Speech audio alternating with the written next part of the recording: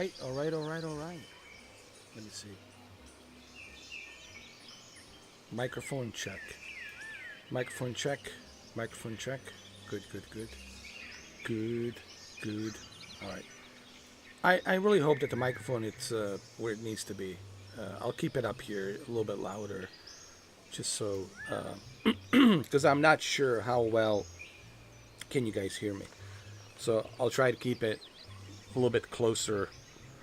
Uh, I'll try to keep the microphone a little bit closer. Okay, let me see. All right, I think this is good enough right here. Oh, so what it feels like, you know, going from PlayStation VR original to PlayStation VR 2. Of course, it's a night and day difference. Recently, I was playing PlayStation VR original, and to be honest, after 10 years, and it's honestly it's roughly around 10 years, 2016. I know it's not 100% 10 years, but it's close to 10 years. Let's just call it a decade. After a decade, I have to say that PlayStation VR Original still holds up. When I play games like Drive Club VR and GT Sport, Farpoint, and many other games, including the Iron Man, I have to say that it still holds up.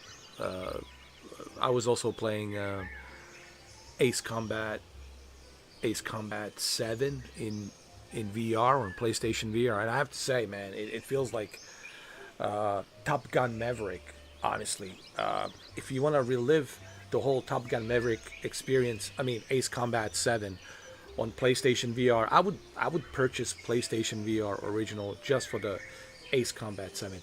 And it's also surprising to see that again. Here I am. I have to criticize Sony because this is the feedback, you know, and the feedback that I'm giving to Sony, it's like missed opportunity. Like why Sony didn't seize the deal with Namco Bandai with Ace Combat 7 for PlayStation VR 2. Don't you think Gran Turismo, I mean, God, Ace Combat 7, Ace Combat 7 would have benefited greatly with PlayStation VR 2. Missed opportunities that Sony has, it's beyond me. Look, people have asked me about what do I think about the price cut of PlayStation VR 2. This question was asked yesterday, and I honestly want to emphasize on that a little bit more here. Look, I'll give you my perspective.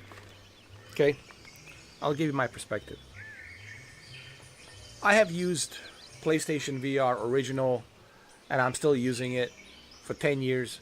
I've been using PlayStation VR 2 since it came out, February 2023. Is it February 2023? I think so. I think it was. And I've been using it for 2 years, roughly 2 years, two and a half years. And after 2.5 years, honestly, to me, PlayStation VR 2, it's a great piece of tech. I have said this when I had my Only on PlayStation VR 2 channel, and I will say it even now. PSVR 2, it's a great piece of tech. There is a big leap in differences. It's a major leap in differences between the original PlayStation VR, which requires so many cables and the adapters and camera and tracking and all of this stuff included, move controllers. There's a lot of stuff that's needed with PlayStation VR Original. PlayStation VR 2, it's plug and play. It comes with the controllers. It has 110 field of view. It has eye tracking. It has better refresh rate.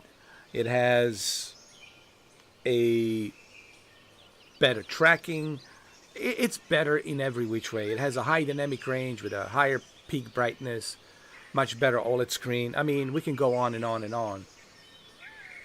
Why PlayStation VR 2 is better in every which way. Okay? And I never said that PlayStation VR 2 it's not a great piece of tech. I said that since 2023, and I will keep saying that that it's a great piece of tech. However, as a great piece of tech, you have to ask yourself, well, what exactly are we taking the advantage of with this great piece of tech? Yes, Gran Turismo 7, for me personally, subjectively speaking, I could play Gran Turismo 7 forever, as long as they keep updating this thing. For me, yeah, no problem. I can enjoy this. I can play this till the end of time. But for everybody else out there, they're going to say, okay, there's a price cut. That's all fine and dandy. I can buy it for $400. All I need is a PlayStation 5 digital from 2020, the original PlayStation 5 digital. Maybe you can buy it used for $350, and then you get this for $400. But you're still looking at $800 just to play Gran Turismo 7. You're still looking at $800. And then you got to ask yourself, well, $800 for what? What am I paying $800 for? For some niche market that this device is? Granted, there's one exclusive, Gran Turismo 7, but is $800 worth price of the admission just to enjoy Gran Turismo 7? That's the question I cannot answer for you. That's the question you gotta answer for yourself. I'm here just to give you my perspective, and my perspective is what it is. It's based on my perspective and my experience. I personally think that Sony has missed opportunity with this device. And I said that 2 years ago when my channel was renamed only on PlayStation VR 2, and I'll say it now. For such a great piece of tech, and I think I'm not alone in this. I think a lot of other PlayStation VR 2 users have essentially said the same thing. It's a great piece of tech, but like any great piece of tech, the question is,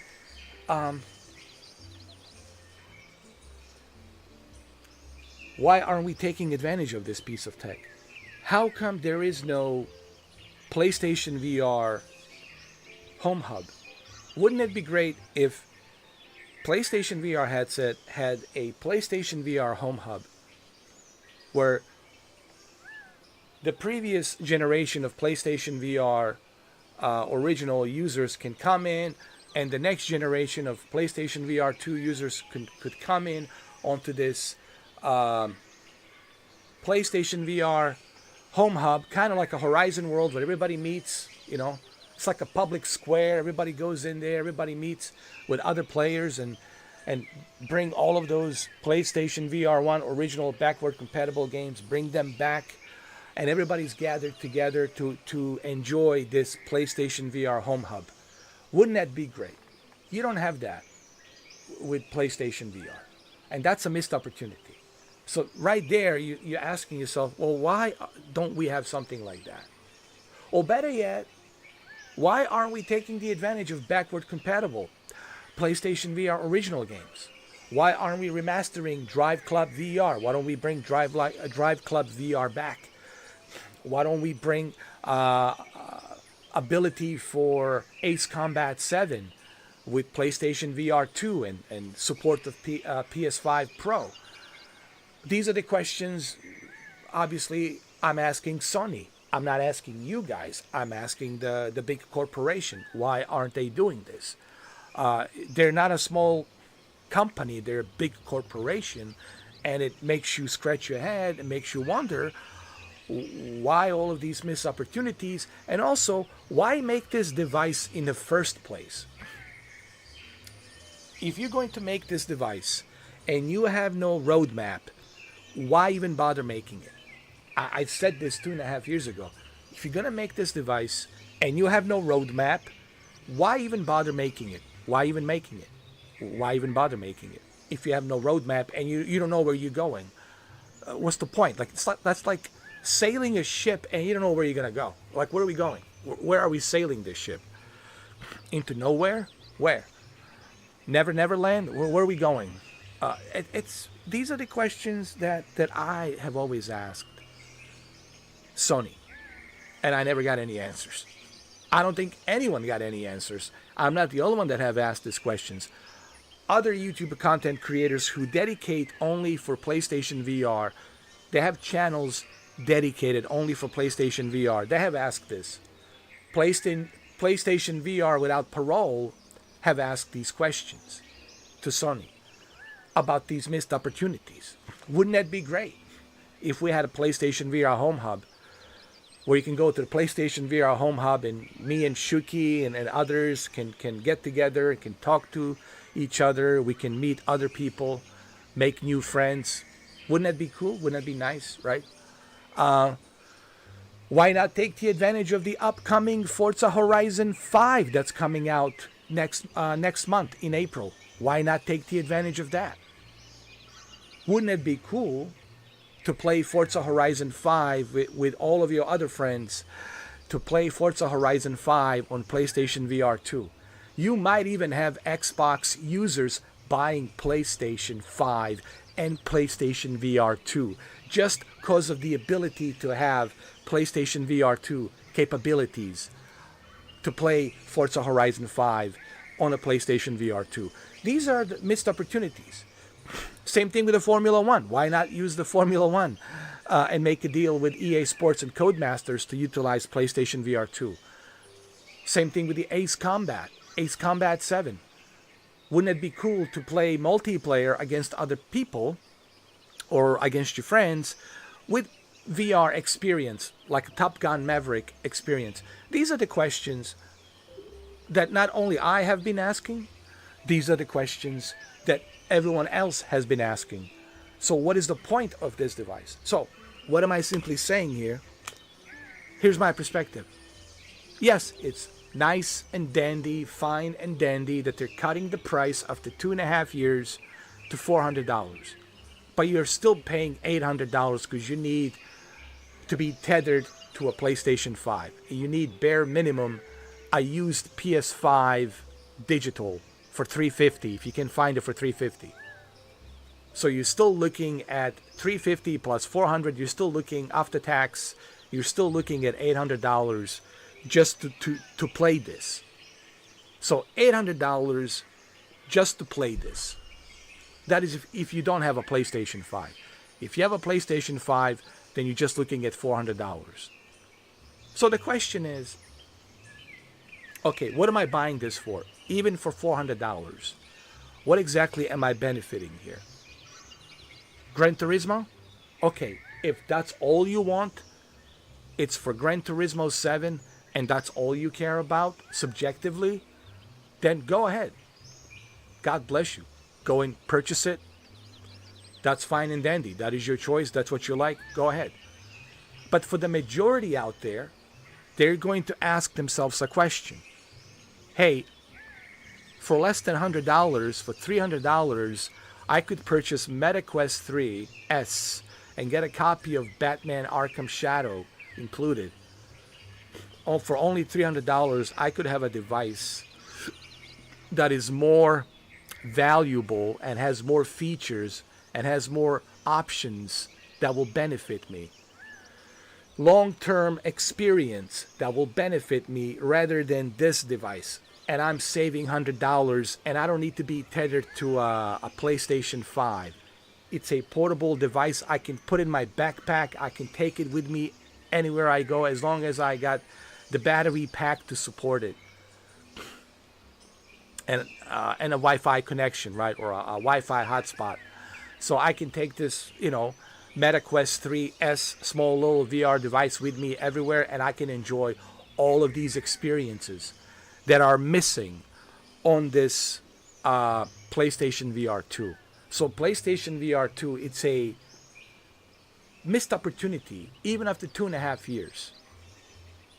Yes, it's a great piece of tech, but what is the point of having this great piece of tech if you are limited, if there's no other experiences for you to utilize this device? And people were going to ask themselves a question, because there's other options, there's other competitors. They're going to go and look at MetaQuest and say, well, you know, there's a Horizon World, there's a big screen VR, there's the VR chat, there's many other things I can do with this device. Open source, I can do whatever I want to do. Much better experience, and I'm not being forced to be tethered to a PlayStation 5. And majority of people will say, well, I don't know, man, do I really want to spend $400 on this thing? Now, again, each to its own. Me personally, I have no regret with this device. I did enjoy some experiences. There were some cool games that I enjoyed, that I played in the past 2.5 years, so I have no regret. I don't feel bitter. I don't feel bitter that I have wasted, you know, $600 on this. I enjoyed it. It's a great piece of tech. I'm just disappointed that Sony doesn't have any roadmap for this thing. It's just like left alone on its own. It's like abandoned. It's like homeless. PlayStation VR 2 is like homeless. It's just like abandoned out there, out in the wilds, out in the street, right? And no one wants to support it. So I'm simply saying is, yeah, it's a great piece of tech, but what is the point if it's a niche market? Even at $400, you're going to say, well, where's the VR chat? Where's the big screen VR? You can't even use a browser, you know. Oh, but you can connect it to a PC. At what cost? You got to pay $60 for a PC adapter. Why do you have to pay $60? And on top of $60, you got to find a DisplayPort cable, right, that's compatible.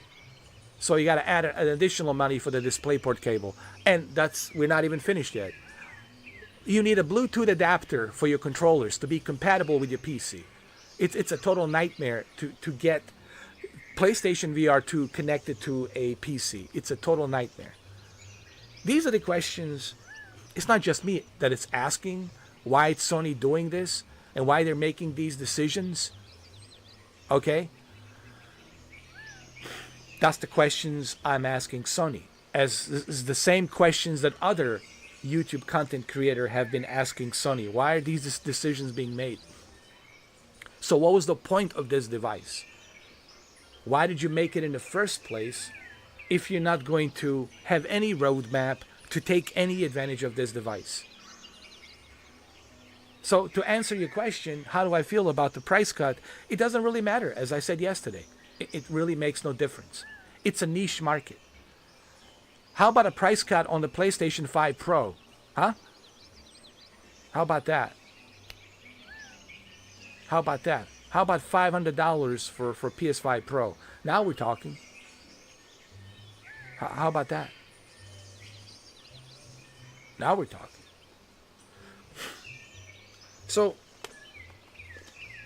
it really makes no difference. And that's my honest opinion, guys. And I just wanted to kind of touch this a little bit, to talk about it, because yesterday I was being asked this, and I figured it's better that I answer that question in better detail here on this live stream. Okay, because yesterday I was focused on Formula One. I was playing Formula One, and I was agitated by some people questioning me and my skills as far as, listen, if some of you are butthurt that I'm good at Formula One, that's on you. If you think you can do better than me at Formula One, then go out there, start your live stream, and start playing. Let me see your live stream. Let me see you do it live. Let me see what you've got. Okay? As simple as that. But I don't need to be questioned. Oh, am I cheating? Am I this? No, dude. I'm a gamer, dude. Okay? I've been a gamer. I have skills at certain games. Okay? I'm good at some games, and some games I'm not good at. Okay, and I play a lot of games. I think I have proven that beyond any reasonable doubt with 8.6 thousand videos. So yes, I was agitated yesterday with all the stupid nonsense questions that some of my members are asking me. All right, and when they know better, when they know damn well better, okay, that I'm a gamer and I do play a lot of games, and some games I'm good at, some games I'm not good at. Formula One, I happen to be really good at, which I have proven that. So I figured this is the time for me to answer that question that was asked of me yesterday. How do I feel about price cut of PlayStation VR 2? And I think it's only appropriate that I answer that question here. Like I said yesterday, it really makes no difference. It's nice and dandy that it's cut down to $400. I don't know how long is that going to last, but it's really not going to make much of a difference. This is still a niche market. Gran Turismo 7 is the only thing that I could, like, all right, you know, if you're just going to play Gran Turismo 7, then yeah, you're good. But other than that, you can watch 3D Blu-ray movies, which is a shame. Why can't we watch 3D Blu-ray movies? Why? Why is that option not available? Don't you think we would benefit with that? With this high-tech device? Where's the PlayStation VR Home Hub? Why isn't there a PlayStation VR Home Hub where others can socialize, other PlayStation VR users can socialize and meet with each other and talk with each other? Hell, they can even do a podcast together. All of these missed opportunities. Where's the big screen VR? Where's the VR chat? Are you kidding me? Where is all these other applications they're missing? I mean, it's a niche market. It's a very niche market. Missed opportunity on the Ace Combat. Missed opportunity on the backward compatibility with the PlayStation VR original, like Drive Club to remaster Drive Club and Farpoint, bring it back. A lot of missed opportunities. Missed opportunity on the Forza Horizon 5 to seize the deal with PlayStation VR 2. Do you know how many PlayStation VR 2s and PlayStation 5 Pros Forza Horizon 5 would sell if it was compatible with the PlayStation VR 2? Even Xbox users would have purchased PSVR 2 and a PS5 Pro just to take the advantage of PlayStation VR 2 on Forza Horizon 5.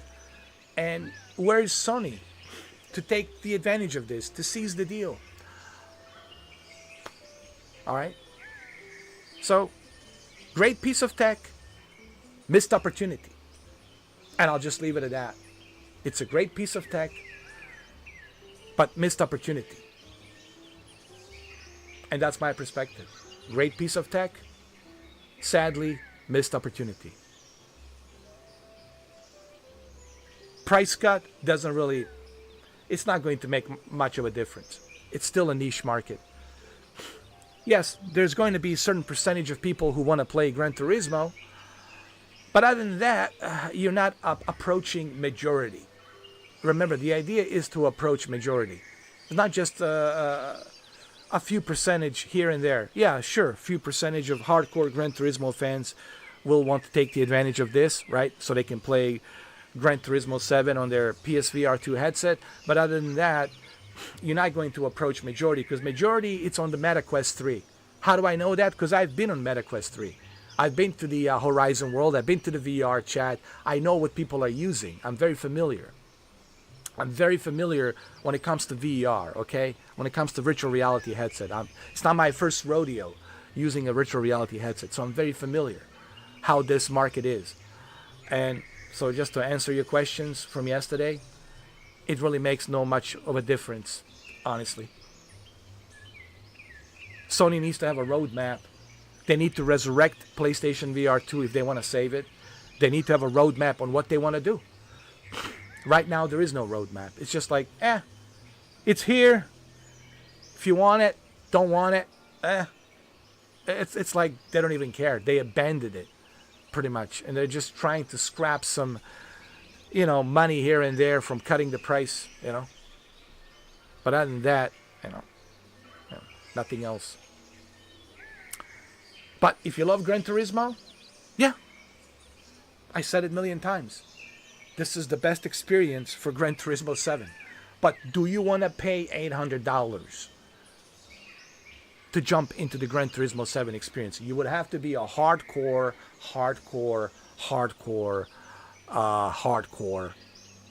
Gran Turismo 7 fan to do that.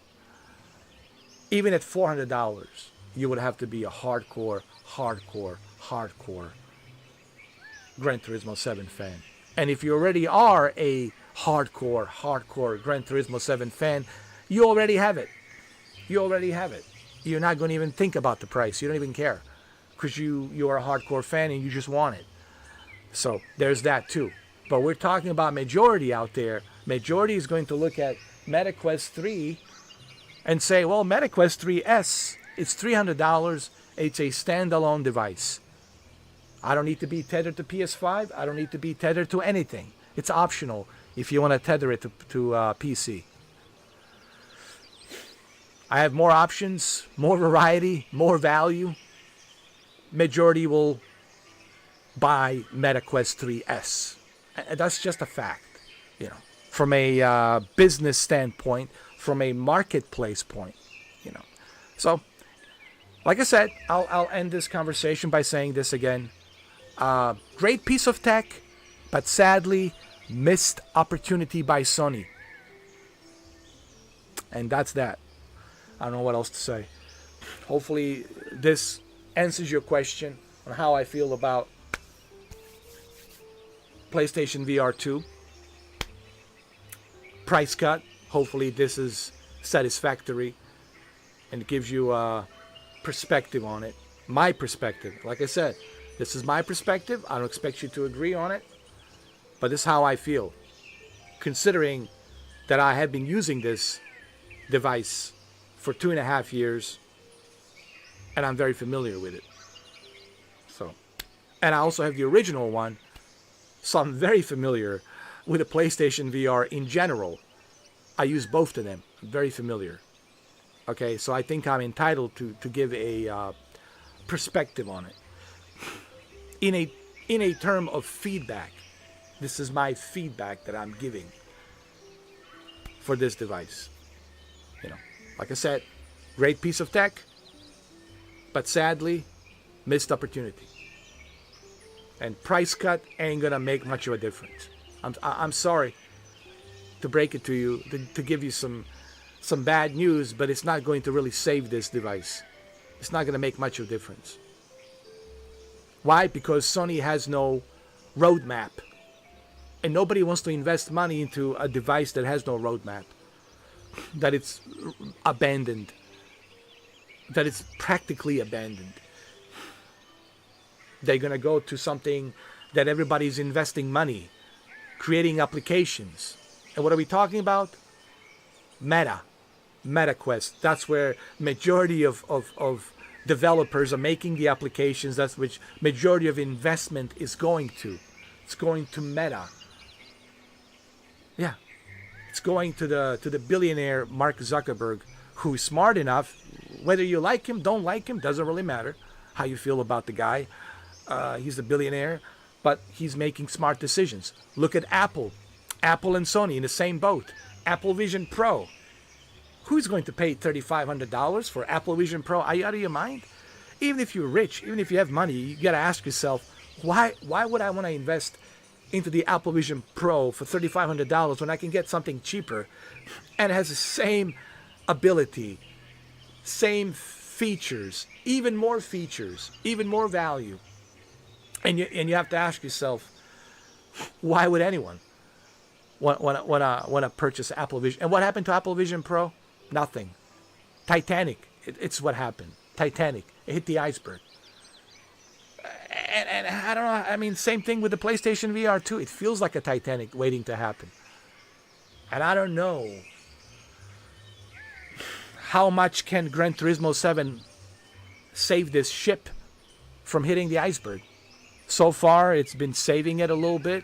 It's been avoiding the iceberg here and there, getting very close to the iceberg. How long it's going to last, I don't know. But Gran Turismo 7, it's not enough to appeal to majority. If you want to appeal to a majority, you got to have more than just Gran Turismo 7. And that's it. I think I said enough. Let's get back to racing. This is the new car. This is a BMW 2003 Z4 2003 Z4 3.0i. I bought this used for $44,000. I was very lucky to buy it for a used price, $44,000, and looks great.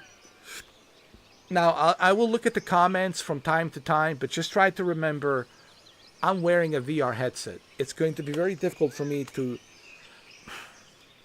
look at your comments, okay? But I will look at them from time to time.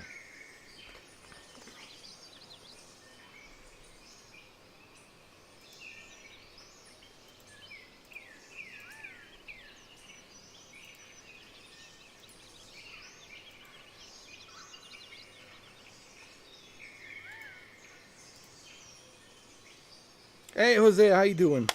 How are you?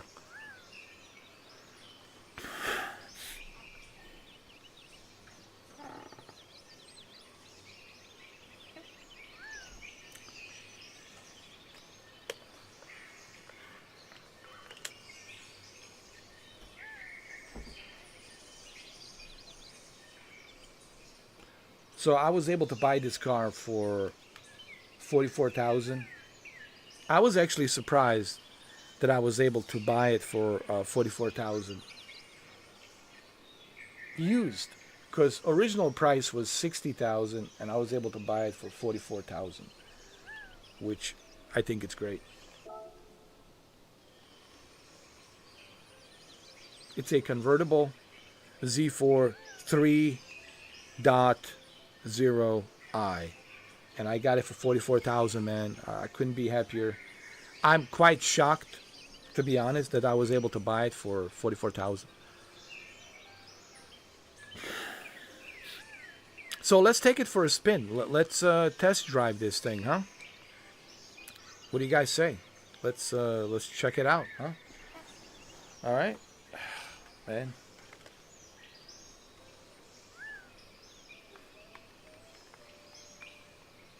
Exhausted, so much work. Yeah, I know the feeling, man. I know the feeling.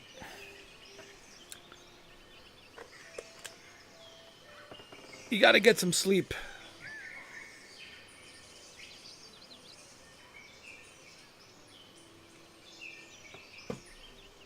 A real good night's sleep, man.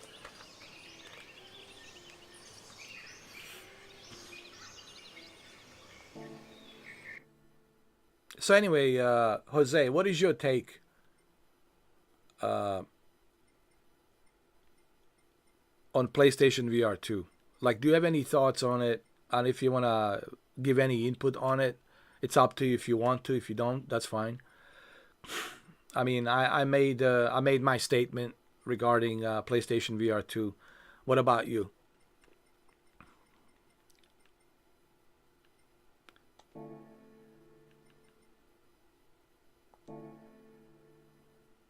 What do you think about the price cut? Considering it's a niche market, I don't know how much research have you done about the PlayStation VR 2, but I want to hear your thoughts on it. If you want to, I don't want to put you on the spot. I don't want to pressure nobody. Only if you feel comfortable talking about PSVR 2, since we're here, in PlayStation VR 2, Gran Turismo 7. So if you want to give any inputs, it's up to you.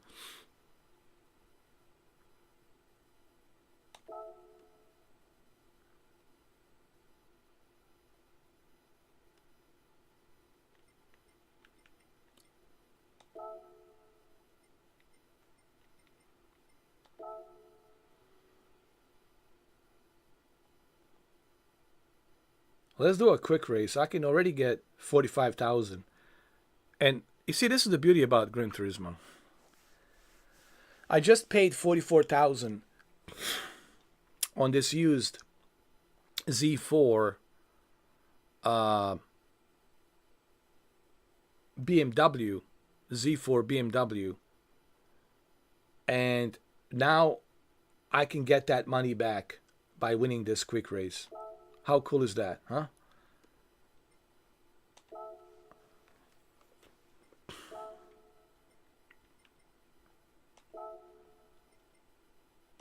Let's go professional level. Let's do this.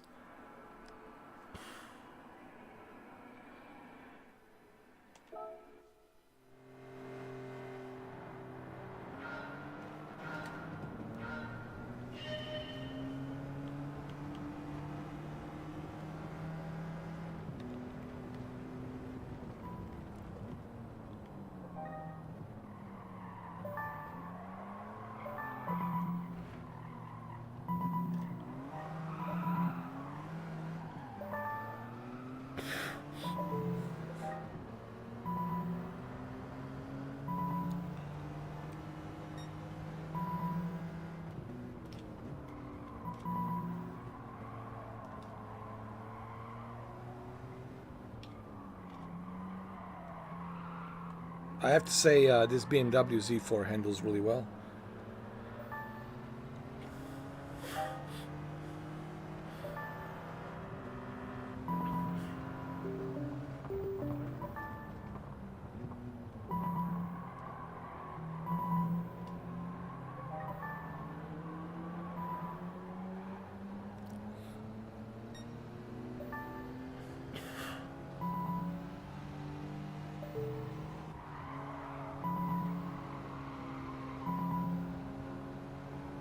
Driving against these AI is not going to be easy. But hey, I want to make that 44,000 that I just spent on this car. And I got a good deal. I got 44,000 for this BMW Z4, which is part of the new update.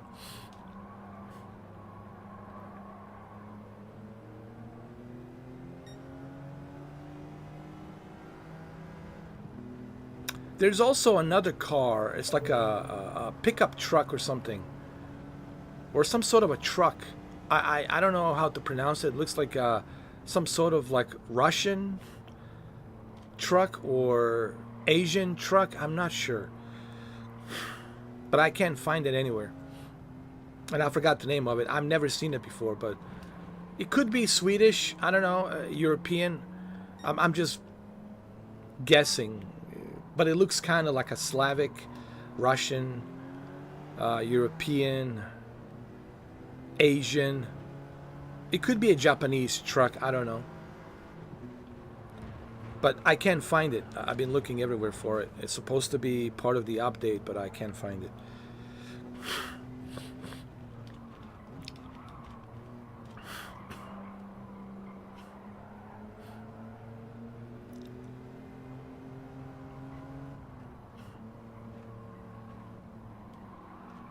Have you ever, Jose, have you ever used the original PlayStation VR? And I'll read your comment after I finish this race. I promise, Jose. Right now, obviously, I cannot read it because I have a headset on. But I will read your comment after I finish the race. But you can write down, you know, your comments. I'll read it later after I finish. But I want to ask you, have you ever used the original PlayStation VR? Or did you ever try PlayStation VR?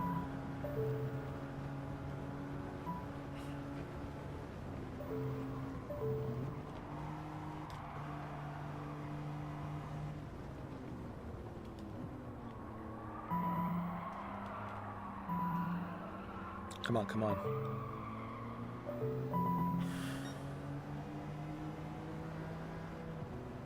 This is AI. This is Sophie AI. This is a highly advanced artificial intelligence that I am facing of against. So people out there who are like wondering, well, it doesn't get any more harder than this. People talk about a difficulty. Well, it doesn't get any more challenging than this. This is Sophie, all right? And I think I'm doing pretty good, even against Sophie. Here I am, 11th position. It's not bad, okay? In my humble opinion, it's not bad at all.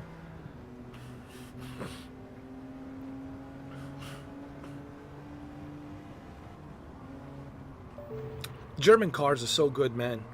I gotta tell you. German cars are like they're built like tanks, dude. They're very durable, great performance, great stability. The only thing that sucks about having a German car in America, it's the maintenance and trying to fix it, because eventually you will have to do a maintenance on it. Eventually something will break, and it will cost you arm and leg to get it fixed. So that's why you see only wealthy and rich people driving, these cars. Majority of middle class out there, it's, Japanese cars, Hondas, Mazdas, Toyotas, Japanese cars, and some American cars, Ford, Ford Explorer,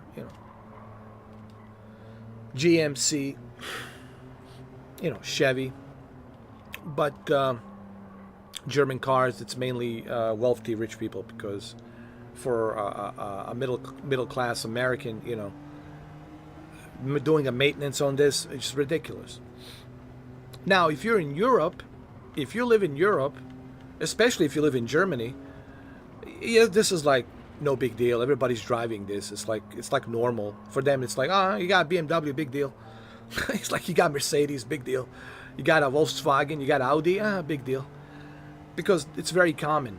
Because they're easy to fix in Germany. They're easy to maintenance. They're not super expensive to fix and maintenance, While here in America, of course, it's super expensive. And again, that's one of the reasons why you see only rich people driving these cars, or celebrities,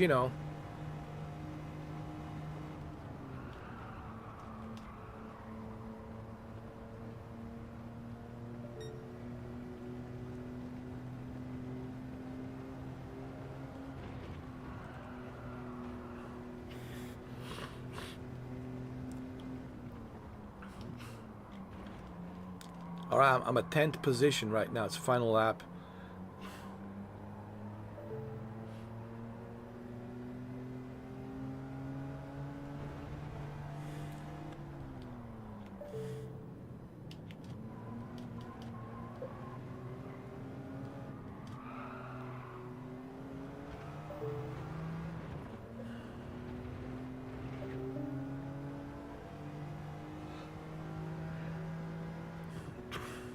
You should make some coffee, Jose. Get yourself a Bustelo, man.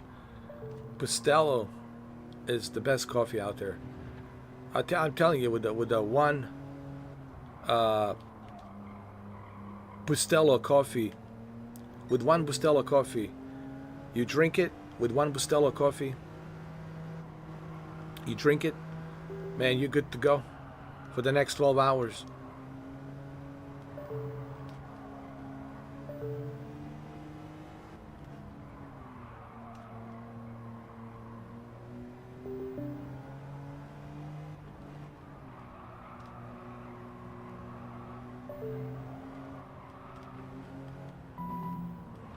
Nice overtake.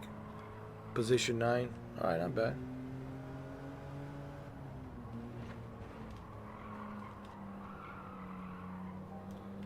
We might do another one with the nighttime. I want to see how this car is during the nighttime, so I can make more money. See, this is what I like about Gran Turismo. When you purchase a used car, and I got a pretty good deal on this one for $44,000, you can go and make that money that you just spent, and make that money back by doing these quick races. And this is the beauty about Gran Turismo 7 that me and Shuki talked about versus all these other racing games like Forza Motorsport and God, don't even get me started. Again, nothing against Forza Motorsport; it's great, but this is better in so many ways. And of course, I could spend the entire day just talking about why it's better. But one of the cool features is you get rewarded every time you buy a new car or a used car. You can quickly make that money back. You can easily earn the rewards and spin the wheel and earn some more cash, some more credit, and buy some more cars. You can also sell your cars, the cars that you have. You can sell it if you choose to do so. I don't sell anything because I wanna collect. I'm a collector. That's my goal here. But then you look at Test Drive Unlimited Solar Crown. Me and Shuki talked about this, Jose. You look at Test Drive Unlimited Solar Crown. Like, why would anyone bother? I mean, honestly, if you have Gran Turismo, like, why would you bother with Test Drive Unlimited? Actually, if you have Gran Turismo 7, why would you bother with anything? Why would you even bother with Assetto Corsa, even with the Assetto Corsa Evo? You are set. When you have Gran Turismo 7, especially if you have PlayStation VR 2, and you got a nice racing setup with a nice racing chair and a nice racing wheel, do you need to bother with anything other than what you already have? Gran Turismo 7 is more than enough, honestly. But anyway, that's just my perspective on it. I will look at your comment now, Jose.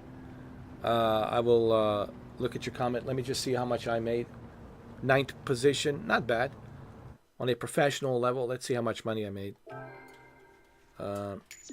Okay, you see, I already made up my money.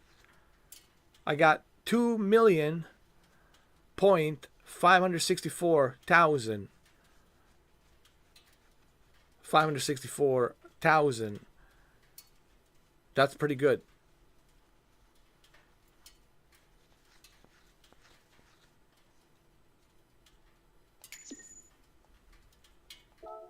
So I already made the money that I spent on buying this used Z4 3.0i.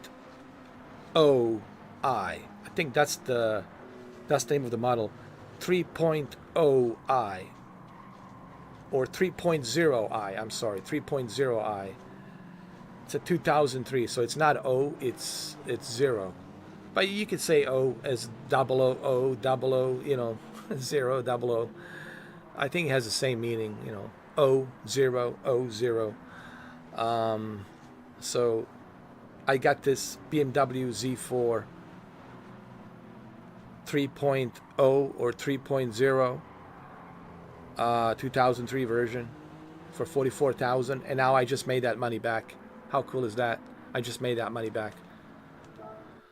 All right, we can do another one with the nighttime, but let me read your comment first.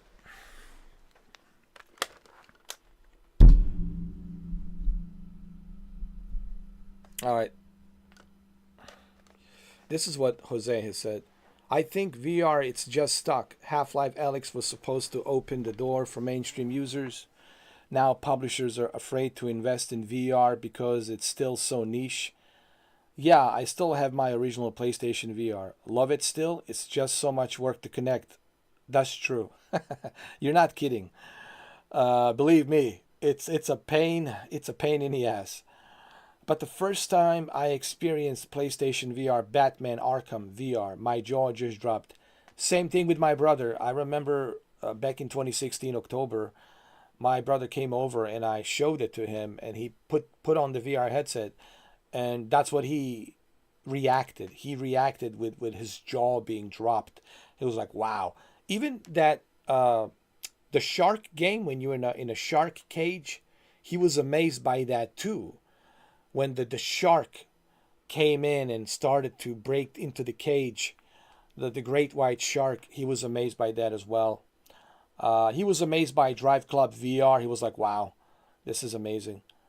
He was like super impressed by Drive Club VR. And it's still impressive. Drive Club VR, it's still impressive, I have to say, after all these years, almost a decade, and it's still looking great. You can also use, as you know, 3D Blu-ray movies. Watch 3D Avatar on there. Man, it's great. If you have a huge collection of 3D Blu-ray movies, PlayStation VR Original, man, it's all you need. I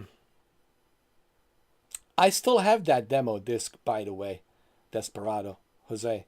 I still have it. So you pretty much agree with everything I said. You have the same mindset. And I think this is how majority of, Jose, I think this is how majority of people feel about PlayStation VR. And I watched everybody on the YouTube. There's a lot of YouTube content creators who are only dedicated for PlayStation VR and PlayStation VR 2. And of course, PlayStation VR without parole. It's definitely the one channel that I would recommend. It's PlayStation VR without parole. I forgot the name of the guy. I think his name is Brian from Canada. The guy's name Brian. He's pretty like straightforward, just like me. And he just tells you how he feels, and he gives his feedback. And he kind of feels the same way. It's like, unfortunately, missed opportunity, a niche market. It's still great. It's still a great look. It's still a great experience. I don't want people to think that, oh, if you purchase this VR headset, that, oh, you will live in some sort of regret. I don't think you're gonna feel that way, but you're going to feel that something is missing. You're going to feel, man, this is a missed opportunity, such a great piece of tech. Oh man, wouldn't it be cool if they did this? Wouldn't it be cool if they did that? And this is the way I look at Sony in general. And a lot of Sony fanboys, they criticize me for criticizing PlayStation, but in fact, Jose, I'm only giving PlayStation a feedback so they can make it better. You have to give feedback. That's the only way. How it's like doing a survey. Why do you think a lot of companies are doing survey? Because they want to see how people feel about the product. How you feel about the product. Is there anything you would like to see change or something different? Is there anything you would like us to maybe include in the future updates? So it's like think of me like a survey. It's just I have a different style the way I deliver the message. I do it in a Ray Liotta style. May he rest in peace. I just the way I'm wired. Jose knows this is the way I'm wired. I'm wired differently. And this is the way I express myself. And this is the only way I know how to express myself. Some people, this might bother them. Well, too bad. Well, this is how I am, because that's how I'm wired. I call things the way I see it. And in this case, as you know, Jose, I could be the biggest Sony fanboy on the planet. I have every PlayStation product. You know that. And I know I'm preaching to a choir because you know that. But other people don't know that. And they think that I'm shilling for the Xbox. And it's really irritating when they start telling me, well, I'm an Xbox shill. It's so not true. It is so not true. Show me the proof where I'm shilling for the Xbox. I have an opinion about the Xbox Game Pass, and I said that the Xbox Game Pass gives more value with the day one releases, and it gives more value with what they're doing with the Game Pass, letting you play wherever you want to play. You're not being held back by some boundaries where you can't play it here or there, and you only have to play it certain way. That's Sony. With Sony, you only have to play it certain way. With Xbox, that's not the case. With the Game Pass, you could say Xbox has failed in terms of console. You could say Xbox has failed in terms of first-party games. That's all legitimate. You could say that. But you can't say that the Xbox Game Pass, it's a terrible service. No one in their right mind would say that because it's not a terrible service. It's a great service. So I always said, what's the difference between PlayStation Plus Premium versus Xbox Game Pass Ultimate? Well, there's a huge gap difference, which I have already explained. Day one releases, you don't have to pay for these games. You get to play them. They're included. I get to play Avowed. I get to play Eternal Strand. I get to play upcoming. Here we are in March 1st. The upcoming Expedition 33, South of Midnight. In May, I get to play Doom: The Dark Ages included, and I get to choose where I want to play it. PC, Xbox, my television, Amazon Fire TV Stick, or my MetaQuest 3. Okay? Which sometimes I do play on my MetaQuest 3 on a big giant screen on my VR headset. So, and it drives me crazy, Jose, that they're calling me the Xbox shill, and I'm not an Xbox shill. But I have to be honest. I have to say, hey, look, man, I tried both of these services. As much as I love PlayStation, I have to be honest. Game Pass Ultimate gives more value versus PlayStation Plus. That's all I said, Same thing with the PlayStation VR 2. I love my PlayStation VR 2. If I didn't love it, I would have sold it long time ago. If I didn't love my original PlayStation VR, Jose, I would have sold it. I still use my PlayStation Portal, and I love my PlayStation Portal. So how could I be an Xbox shill? It's beyond me.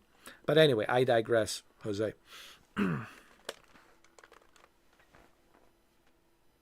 Did I ever try the new Metro VR game? No, Jose, I didn't. Believe me, there's so many VR games. Even the Alien VR game I wanted to try. But as you know, man, I'm very tight on financially, man. I'm hurting, as you know. It's tough financially for me right now. It's very tough, man, and it's difficult for me to afford. I mean, I'm struggling to afford subscription service, let alone paying $50 or $60 for for a VR game. Believe me, I would have jumped on Batman Arkham Shadow a long time ago, but I simply I cannot afford even Batman Arkham Shadow, which is what, $60 or $50? I can't even afford that. I can't even afford like $30 for The Thing. People say, how come you never played The Thing remastered? Well, because I can't. Oh, by the way, Jose, I have some good news, and I think you will like this. There's this company that it's making Terminator 2 in a style of Amiga A500 and Commodore 64, classic 2D. They call it Terminator 2 2D game. And my goodness, that's the one game I will buy on September 5th. It's a Terminator 2. Actually, do me a favor if you can, Jose. Type on YouTube. If it's not too much, you don't have to do it now. Type in on YouTube if you're close to your computer. I don't know if you're in your laptop or computer. Type in Terminator 2 2D and go watch that. Oh my God, you know me how much I love Arnold. I'm a huge fan of Arnold. He's my idol. I mean, as you know. Terminator 2, I mean, of course, seen it like millions of times. Even though Predator has surpassed how many times I have watched Predator. Actually, the Predator surpassed my Terminator 2 watching. So Predator is still on top list, but Terminator 2 is number 2. Running Man, number 3. Commando is number 4. And Total Recall, number 5. In that order. Sitapati Rikta. So when I heard, dude, I was so happy, dude. It made my day yesterday. I was like, yes. I forgot the name of the developers, but it's called Terminator 2 2D, and it's coming on PlayStation 5, Xbox, Steam PC, and yes, you guessed it, Nintendo Switch. You'll be able to play it on Nintendo Switch as well, and on your PlayStation Portal, on your Asus ROG Li. So you Steam that, whatever you have, Lenovo Go, right? Whatever they have these days. So I'm super excited, and I will buy it. I don't care, dude. I have to have that. That's the one game this year I have to have. Besides the obvious, behemoth, Gran Turismo 6. It's coming on September 5th. They're taking their sweet time. They got all the rights from Terminator 2. Whoever owns the rights to Terminator 2, I'm not sure which studio now is the publisher that owns the rights, but they have the rights to the Terminator 2 licensing. So, and dude, I can't wait, man. I'm like super excited.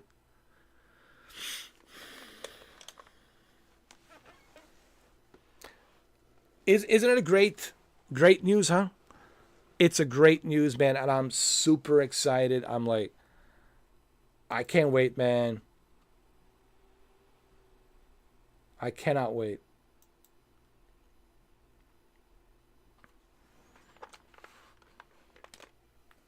I was like so happy to hear that. All right, let's do a nighttime. Let's do a nighttime. Let's do the same thing here. Let's do a nighttime with GT Sophie, and we'll do it at night. We'll do a professional level right here. Make some more money.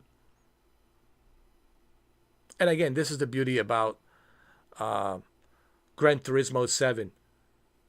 You buy a car used, and then you make the money that you just spent. And that's the beauty about how rewarding Gran Turismo 7 is. And I'm a collector. That's why I don't sell anything. Like people say, why don't you sell all these cars? You got close to 200 cars. Well, I'm a collector. And as a collector, I don't sell. I just want to have, like, Jay Leno. I want to collect. Think of me like a Gran Turismo Jay Leno, and I'm just collecting. I'm just collecting these cars.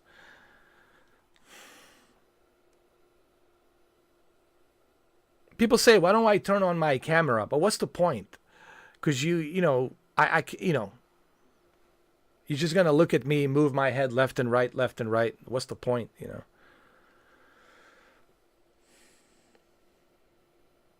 If I wasn't using the VR headset, I would have turned on the camera. But it's like, what's the point,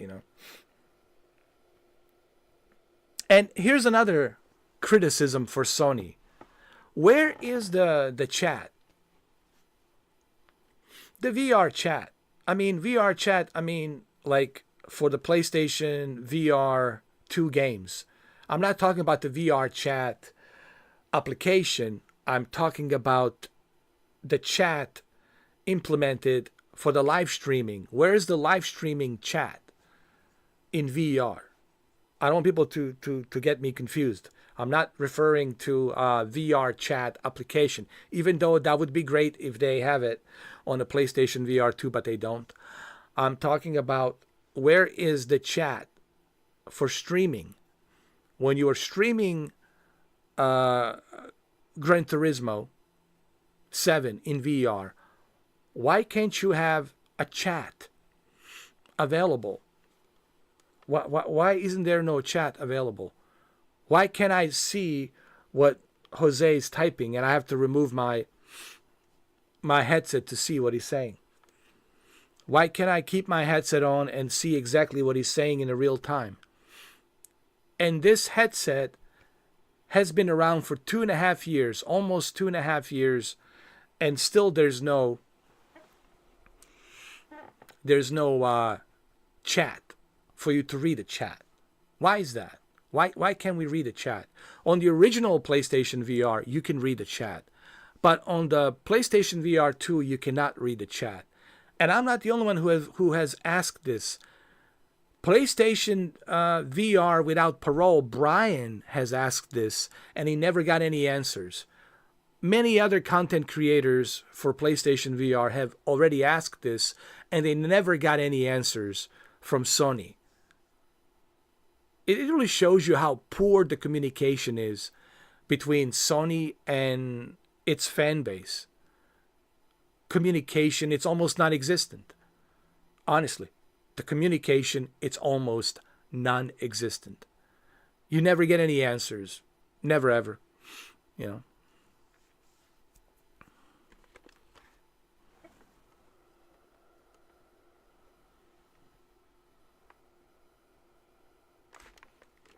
All right, let me do this quick race.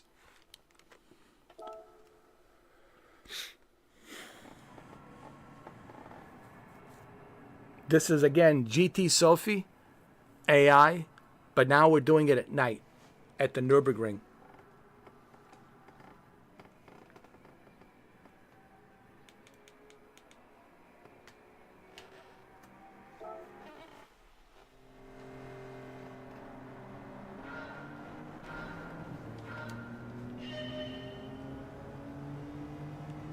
It's really a shame. Such a great headset, great piece of tech, and, you know,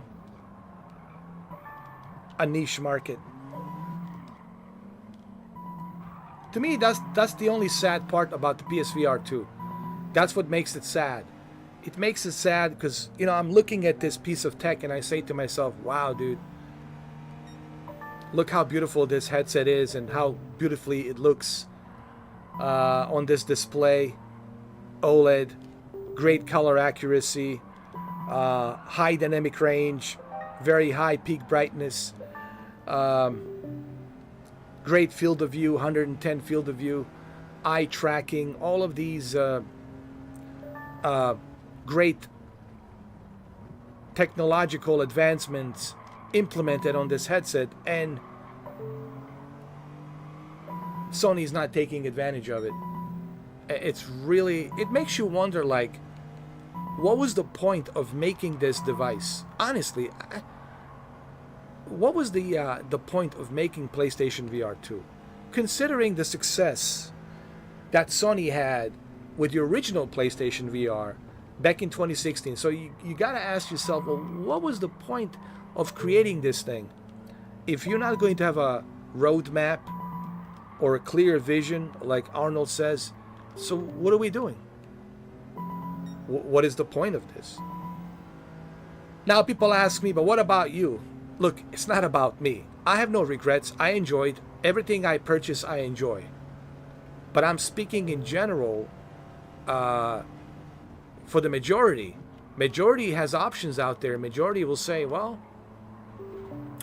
why should I waste $800 on this? Because you need a PlayStation 5. Why would I waste $800 when I can just go ahead and purchase a MetaQuest 3S? Like, why should I bother, right? Now, if you're somebody who already has a PlayStation 5 and you've been so eager to try Gran Turismo 7 in VR, well, now's the perfect time. Sure. But that's a small niche market. See, this is what me and Jose are talking about. That's a small niche market. Yeah, there's going to be some Gran Turismo 7 fans out there, and for them this is the exciting news. Oh, finally I get to try you know, Gran Turismo 7 to see what Mr. 4K was talking about. And yeah, that's great. So now you have the ability to do that for $400. But the question still remains. That's a small niche market of Gran Turismo 7 fans who are eager to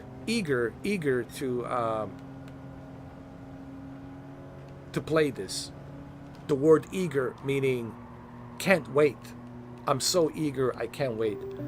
For them, yeah, this is a great news. But that's a small percentage. That's not like a big percentage. For Sony to move this headset from a niche market into a mainstream, they have to appeal to a lot of people.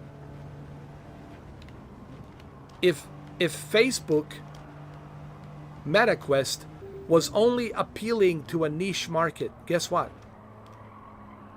It wouldn't be successful. MetaQuest would never be successful.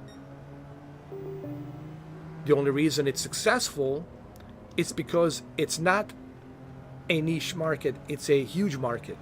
And every application developer, app developer wants to invest making applications on the MetaQuest instead of PlayStation VR, something that's a niche market. They want to invest money and make applications where they're going to make more money. And where are they going to make more money? Of course, the MetaQuest. Same thing with the Roblox. Why do you think there's so many application developers making games for Roblox? Because it's a huge market. Everybody wants to make money on Roblox. It's easy money, right? So let's make money on Roblox. Let's make these applications on Roblox. So that's the difference, guys. But for me personally, yeah, Gran Turismo 7, listen, it's not about me. I have no regrets. I'm enjoying it as clearly as you can see. Even after 2.5 years, I'm still enjoying this. Let's just say roughly, I know it's not exactly 2.5 years, but it's almost there. Roughly 2.5 years. I'm still enjoying this, clearly. And just Gran Turismo 7, I said this millions of times, and Jose knows this. Just Gran Turismo 7 alone, for me, it's more than enough. For me and Shuki. Just Gran Turismo 7 alone is more than enough. It's more than enough. But is it enough for everybody else? That's the question. Is it enough for everybody else? And let's be honest. The answer to that, it's no. You need to have more. If you want to appeal to a majority out there in the mainstream, you have to have more. You can't just have this. This is great. Absolutely nothing wrong with this. This is fine. But it's not enough.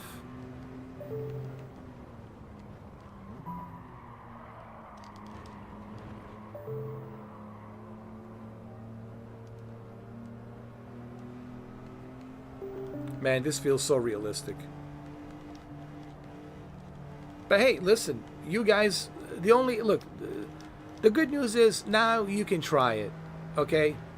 If you have a PlayStation 5, if you have a PS5 Pro, especially if you have a PS5 Pro, now you can take a full advantage of Gran Turismo 7 with a PlayStation VR 2. If money is not an issue, and I probably imagine if you can afford, and I know I'm saying this, if you can afford PS5 Pro, then you shouldn't have a problem affording PSVR 2 for $400. And make no mistakes, you will most certainly benefit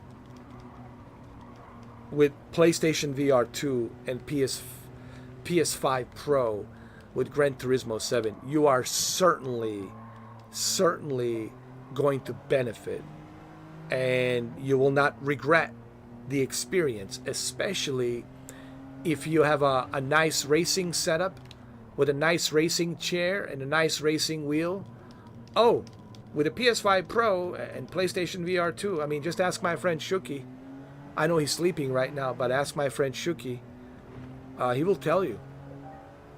Ask Digital Foundry, and they'll tell you, it's great. So, so there's a good news on that. Now you get to experience what I experience. Now you can see what I'm talking about.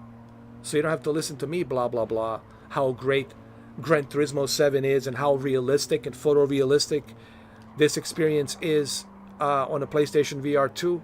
Now you get to see it for yourself. Now you can purchase it for $400 and you can experience it. And that's great. That's awesome. For those of you who are hardcore GT7 fans. And if you're a hardcore GT7 fan, I mean, what are you waiting for? You should already have this ordered. You should already have this in your cart. You should go to PlayStation Digital Store and order this immediately. And you'll have it by Monday or whatever, or Tuesday. That's it. Yeah, order it right now. So you can see for yourself what I'm seeing, what I'm experiencing. So you don't have to just listen to me. You can actually see it for yourself. It's a one thing you looking at it through your phone with a scrambled bit rate that's like a crappy bit rate, even though it's 1440p, but it's still not a great bit rate because it's streaming, all right? And you really can't tell. You might have some idea based on my movements, but to truly understand the scope and size and how beautiful this is, you have to try this. You have to put the VR headset on to truly appreciate how realistic this is. This is realistic. I don't know how else to say it. I feel like I'm really driving this car. I don't know how else to tell you. It's no different than me sitting in a real car and driving. It's exactly the same thing. Does it feel cartoonish? Well, when you look at, when you stop and look at the grass and, you look at these characters, NPCs standing, you know that it's, it's fake. It's not real, right? You look at these guys standing over here waving, right? Right here on that hill in the forest. You can tell, oh, okay, well, it's not real. It's fake, right? But there's times where you're like, dude, it feels so real, where you're like, sometimes you lose yourself and you're like, holy shit, this really, this looks so real. This really looks real, Sometimes you lose yourself. Look, it happened to me I cannot tell you how many times it has happened to me in Meta Horizon, in the Horizon World. When I would go to Gatsby's, bar, where it's like a huge social experience where so many people go there. Everybody goes there on Meta Horizon.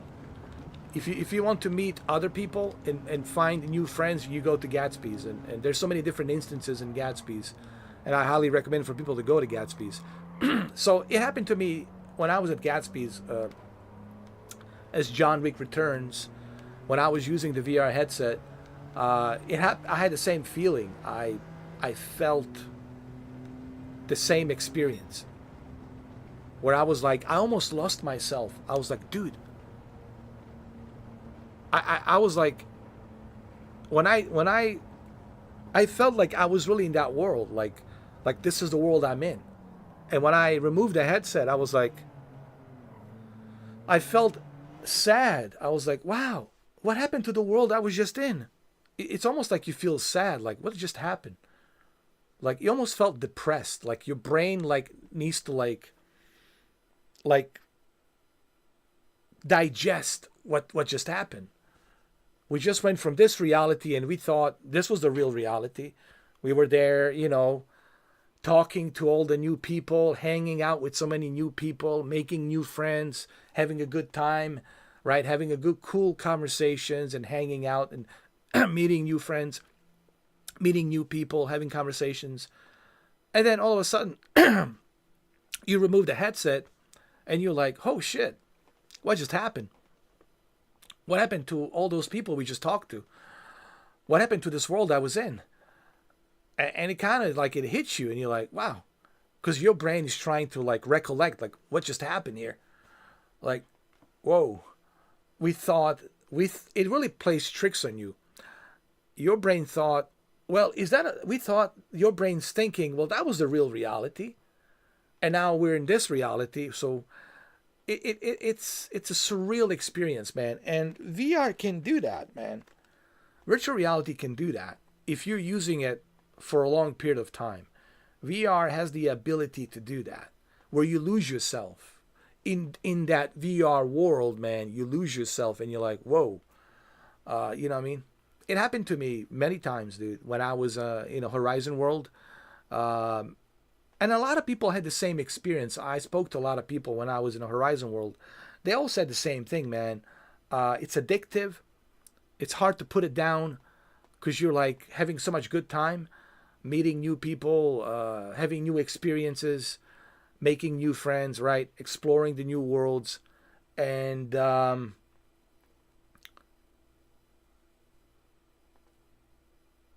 when you turn off the headset and you come back to your reality, which is the real reality, it's kind of like, whoa, you feel kind of sad because you're like, what just happened? I missed that world, such a cool world, and now I'm not part of that world no more. So it can have that effect on you. VR is tricky. You have to balance how you use it. It could be very addictive. It could really, you just have to, listen, you have to balance everything. It's easy to get addicted. It's easy to get sucked into anything. You have to have a balance, man. The balance is the key. Because it's so easy to get sucked into the experience. It's so easy to get sucked into the dopamine effect. It's so easy to get sucked into, the whole social experiment that, MetaQuest has, and certainly can make you addictive. And you're like, oh my God. Like, I'm supposed to be in my reality, but I'm in this other fake reality, which is not really fake. You're still talking to real people, but it's set in a fake environment with all these fake avatars, Clearly, I'm not John Wick, but when I start using my voice, yeah, now I sound like Keanu Reeves. You probably wouldn't know it, now would you? Yeah. Right? So it has the, now if you see me with a John Wick avatar, then of course when you see me with a John Wick avatar and the way I'm moving like Keanu Reeves and the way I'm talking like Keanu Reeves, then of course it becomes surreal. And people are like, wow, dude, is this really Keanu? Of course it's not. It's me. But yeah, I know how people can look at it differently. So, yeah. Anyway, what do you think, Jose? I want to hear your points of view on this. What are your points of view, Jose? You tell me, what do you think? I made some money over here. All right.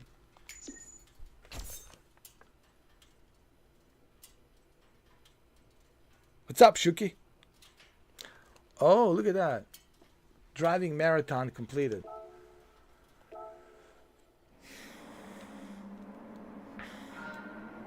Shuki, I just bought this car, BMW Z4 3.03 for $44,000 used. You might have to hurry up and buy it. And I just made money. And I paid off. Actually, I paid off this car with the money I just made. You can only do that on Gran Turismo. Shuki knows that. How cool is that, man? I just spent $44,000 and I just made that money. The money that I have spent $44,000 on this Z4 3.00i 2003 Z4 3.0i, or is it just 0?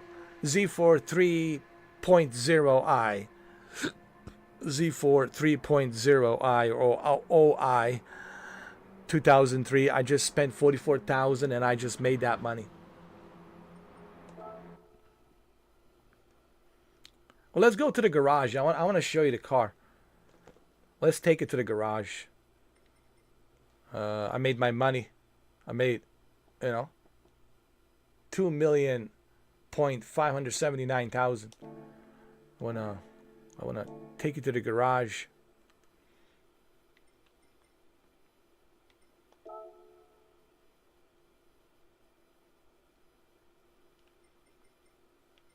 We got some gifts, which I will open later. Let's go to my garage right here.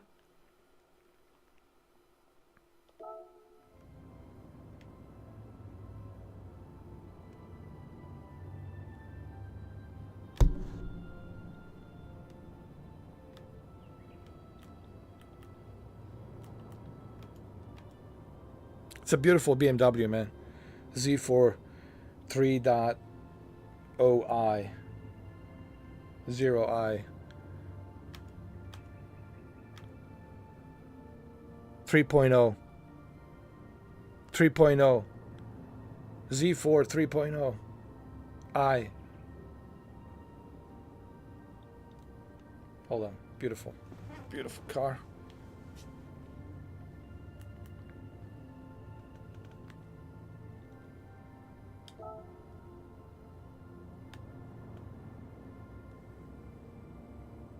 And I got a pretty good deal on it for 44,000.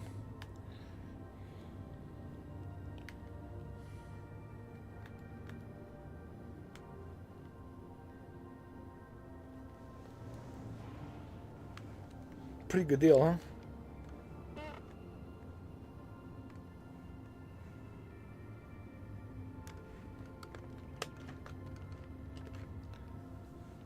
Let's take it for a spin somewhere else. Let's go to... let's see, what else can I take it?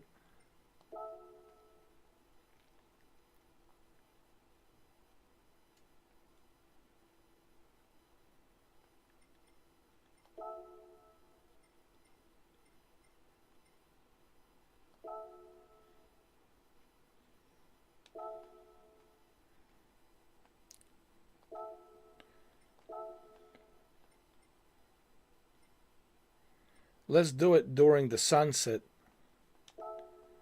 Professional level 3 laps. Make some nice money, huh? Huh? How about that?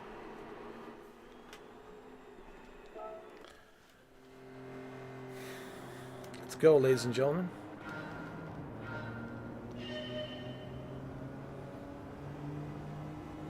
It's nice having a convertible, man.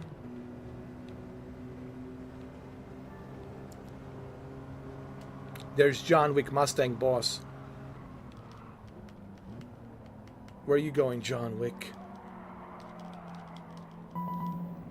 Hey, John Wick. That's my car, man. What are you doing with my car? Imagine John Wick chasing another guy with his own car.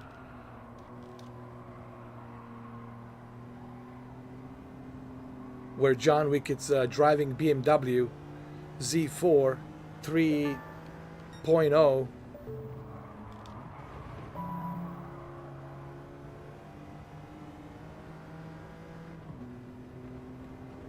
Trying to catch up.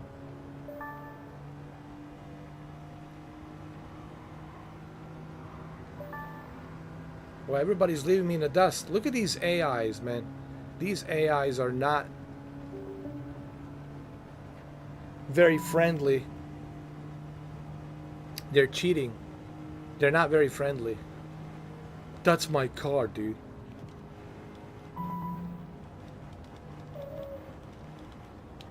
That's right, it's my car.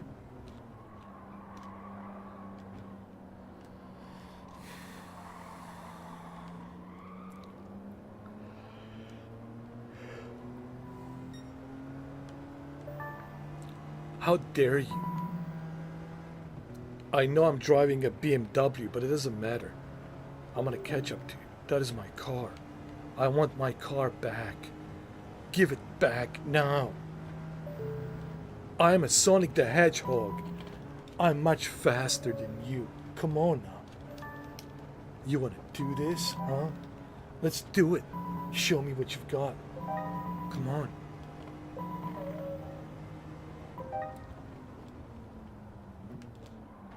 I'm telling you, these AIs, these selfie AIs are not friendly. They're not very friendly. I'm telling you right now. Look, there's a helicopter.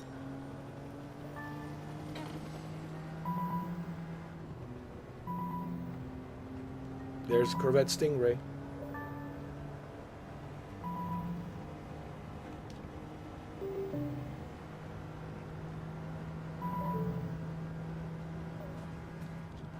I told you I was going to win. Not very friendly AI. Sophie's not very friendly. They're mocking you.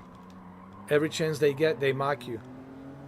It's unbelievable, man. So rude. So rude. I'm telling you. Look. All that wink, wink. There's nothing worse when the AI is mocking you, dude. Oh, Lord. How dare you?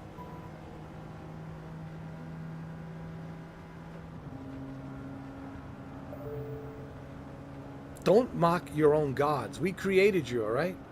And now you're mocking your own gods? How dare you?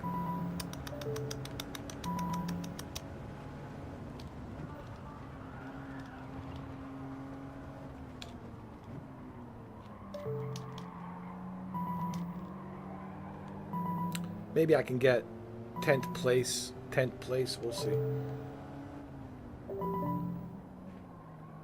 Come on, come on.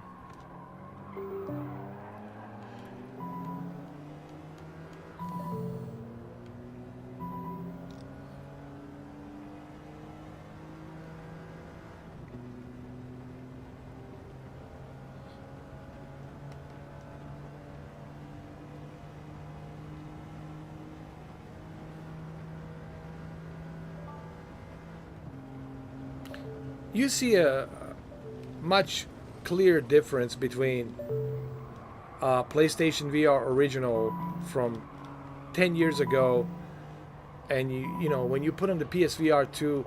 The only way to see the difference between original PlayStation VR and the PlayStation VR 2, you have to have both of these headsets.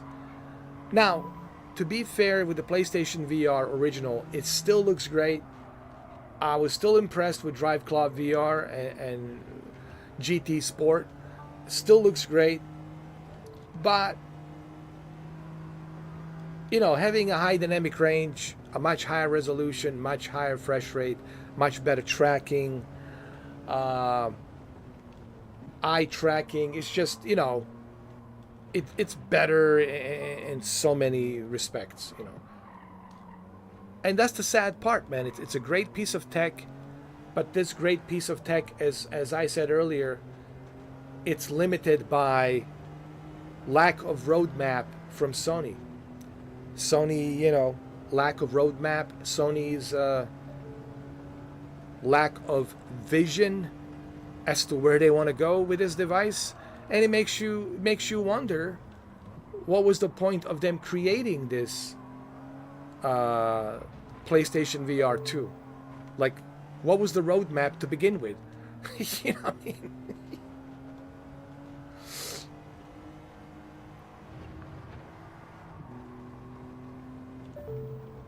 So many missed opportunities. Earlier I was talking about why not create a PlayStation VR home hub. You know what I mean? A PlayStation VR home hub. It's like a public square where everyone who has a PlayStation VR 2 or the original PlayStation VR can come into this home hub and meet new friends, talk to new friends, hang out with your friends, meet new friends, have conversations, socialize, get together, play games. Right? Where's the PlayStation VR home hub? They don't have it. How about Forza Horizon 5? Why not take the advantage of Forza Horizon 5? Forza Horizon 5 has a great opportunity right now. Sony has a great opportunity to seize the deal with the PlayStation VR 2. Wouldn't it be cool if Forza Horizon 5 was fully playable with PlayStation VR 2? Not only would you have majority of Sony fans buying a PlayStation VR 2, but you would also have Xbox fans buying PlayStation 5 just to purchase PlayStation VR 2 to play Forza Horizon 5. Do you know how much this would have helped Sony to create revenue by selling more PSVR 2 headsets, selling more PS5s, more PS5 Pros? These missed opportunities that I talk about, it's a feedback that I give to Sony for free. For free. The best advice. They should hire me, dude. They should pay me for such a great advice. Marketing advice that I'm giving for free. And Sony, well, what do you expect from Sony? They lied about 5-day extension. They couldn't even compensate individuals who were affected by the outage, let alone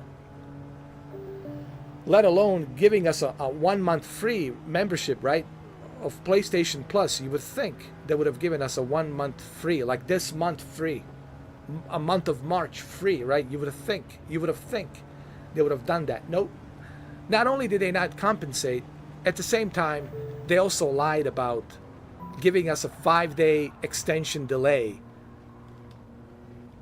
for your PlayStation Plus charge, monthly charge. I'm shaking my head, man.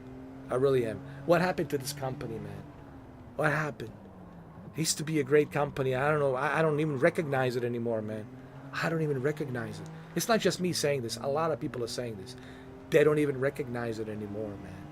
Like, what's going on? What happened here? Even Yoshida, when Yoshida's stepping, when he's retiring and stepping out, you know what time it is, man. You know what time it is. When Yoshida himself, it's stepping out and retiring, you know what time it is. And he himself, Mr. Yoshida himself, has said that PlayStation, Sony made some terrible decisions. This is coming out of his mouth, not my mouth. On that interview, even he said that Sony, PlayStation had made some terrible decisions. Terrible investments, terrible decisions.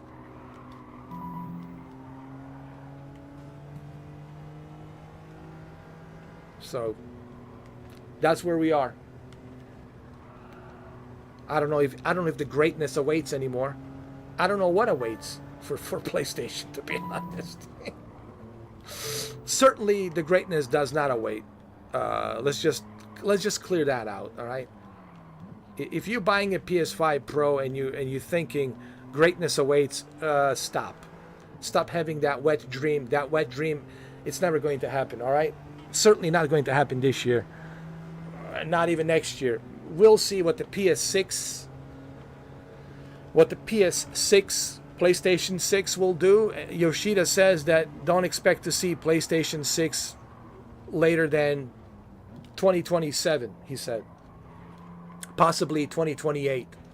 Most likely 2028. So you're not going to see PlayStation 6 till 2028. So what greatness is there awaiting? I don't see it. I don't see the greatness. I don't know what kind of Kool-Aid my Sony fanboys friends are drinking. I certainly don't know what kind of Kool-Aid they're drinking. But whatever they're drinking, they should stop drinking, because it's a fantasy. All right, you guys are living in a fantasy. There's no greatness coming. Someone told me the other day, "Hey, Monster Hunter Wilds on PlayStation." I said, "Excuse me? You mean to tell me a third-party game that I can play on the Xbox and a PC?" Yeah. Okay. Cool. Awesome. Come on, man. Come on. I mean, come on, dude. You know.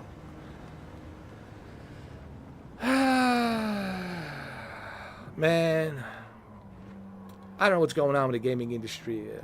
To be honest with you guys, it's just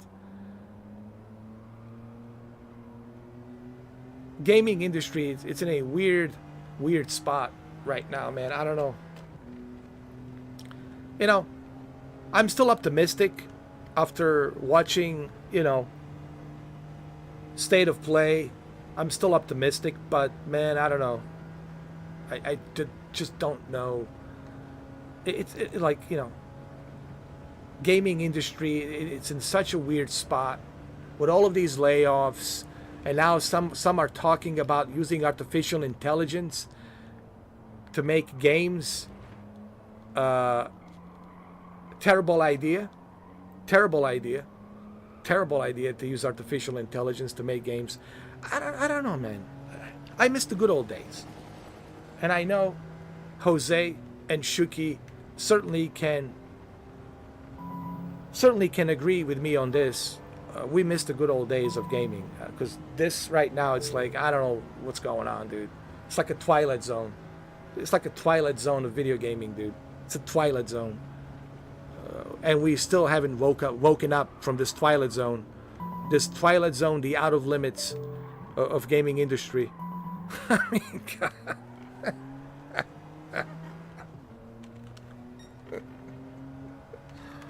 Anyway.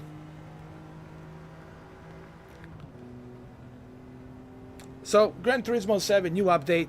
The only car that I found was this. BMW Z4. I can't find that truck. The truck that they showcased. I looked everywhere. I looked at the European dealership. I looked at the North American dealership. I looked at the Asian dealership. I can't find it. The only thing I found was BMW Z4 3.0i 2003 version, used for $44,000. They still might have it on the used marketplace, but you have to hurry up. But I didn't find that truck. Where is that truck? Where is it? I don't see it. I mean, I looked everywhere. Unless you guys know, please leave a comment. Let me know, but I can't find the truck. It's like a specific truck. I don't know if it's an Asian truck, if it's a Slavic Russian truck, if it's a Japanese truck. I don't know. Is it a Chinese truck? I don't know. Is it a European truck? It's a small little truck, But I can't find it. I looked everywhere. Maybe you guys can help me and tell me where I can find it. I don't know. Because I certainly cannot find it.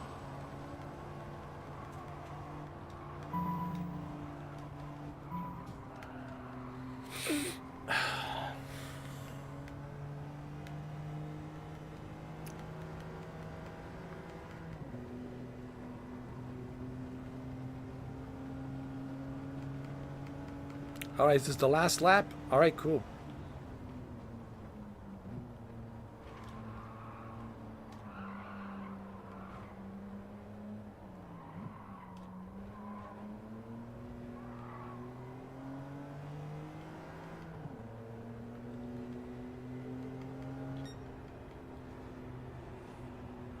All right, 9th place, not bad. This is a professional level against Sophie AI. And this Sophie AI is not friendly. She's always mocking you every chance she gets.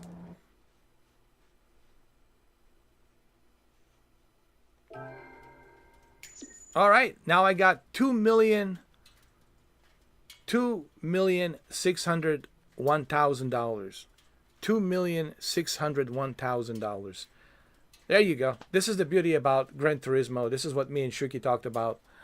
When you purchase a car and you purchase it for a very good used price, you get to earn more money simply by doing a quick race.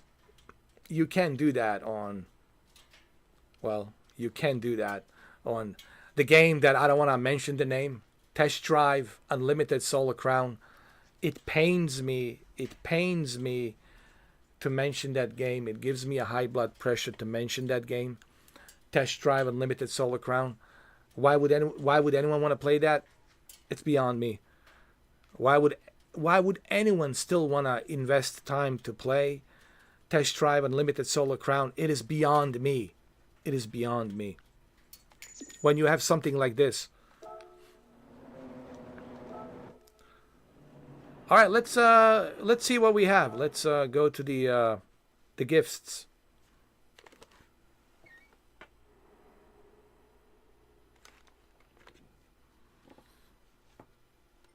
Have I checked the Car Legend car shop? No, not yet.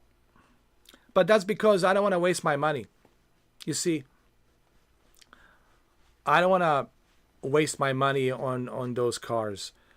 I'm collecting other cars. You know, I'm not ready to waste 2 million, 6 million, 7 million, you know, on a one specific car. But yeah, I'm familiar with the Legend cars, but they're too expensive. That's why they called Legend. I usually stick with used cars and the regular, you know, dealership price cars. They're out there. Because I'm a collector. You see, I collect cars. And I'm not at that level where I can just go ahead and purchase a, you know, super expensive car, Legend car that's 5 million, 6 million, you know. But yes, to answer your question, I'm familiar with Legend cars. But I don't go there for the reason that I just explained.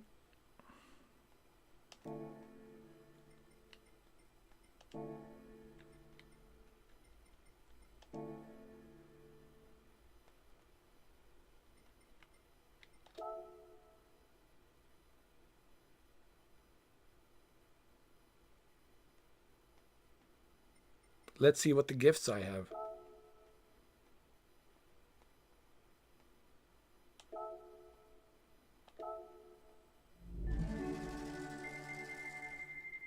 Oh, gold. Come on. Nice.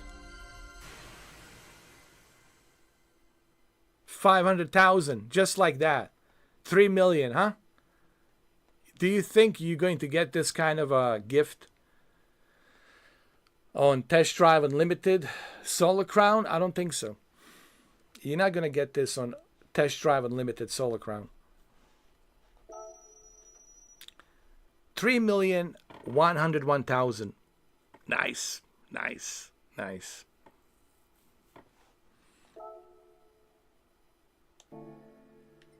And how many cars do I have? 191 cars. I have 191 cars. And I want to continue, you know, collecting. Here's my favorite car. My Audi R8. Custom designed Audi R8. Demon. I called him a demon. And of course, with this thing right here, Tomahawk, I mean, you guys want to see it?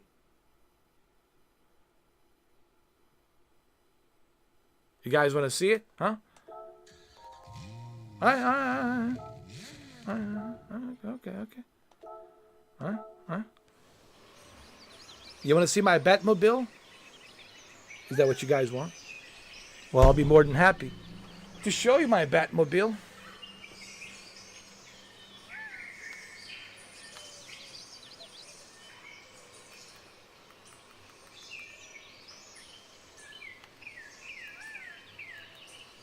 Alfred is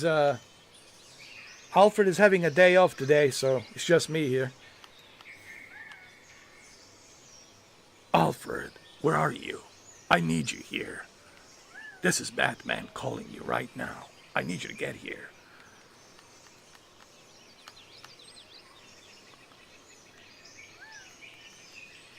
With this car, nobody stands a chance. Like, every time I show up with this car, on a multiplayer,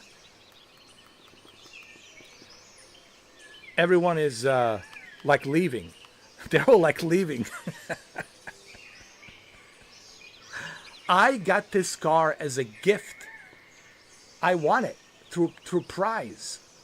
I spin the wheel and I got lucky and I won this thing. There's no way I would be able to afford this thing, but I won this car by spinning the wheel, and that's how I got it. And this thing, let me tell you, it's truly a Batmobile.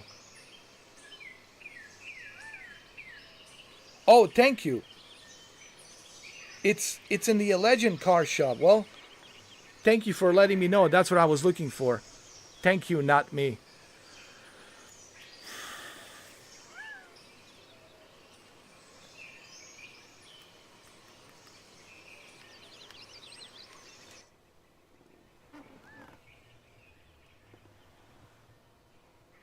Wow.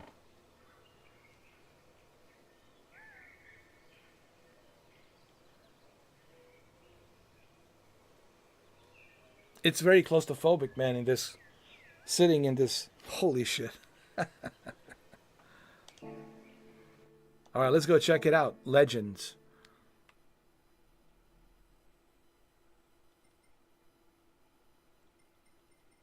Legend cars.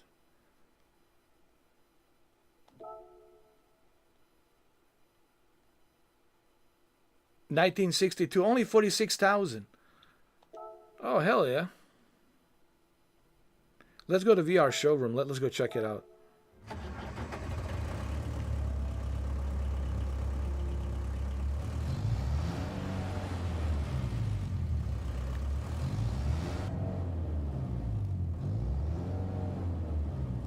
Cool Wasser. This is German. Oh my god. I can't believe this. Look at this. Only 46,000, man. That's nice.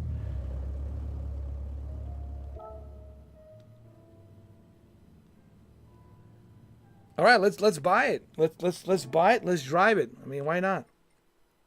Thank you, not me. Let's purchase it. Living with the Legend, trophy earned. Let's drive this thing, huh? Unimog.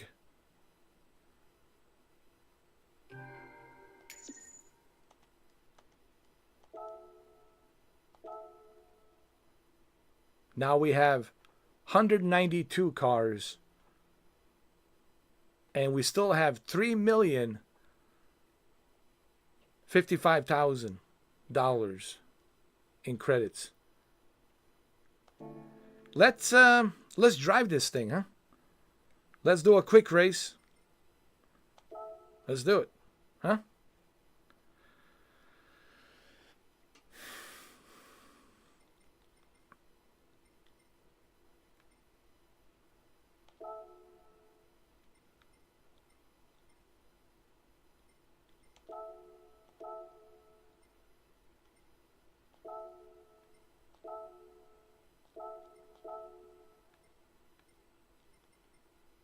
Let's do it in noon. Let's go professional level, 3 laps, $92,000. Let's go. This is going to be great. Can't wait. Hold on.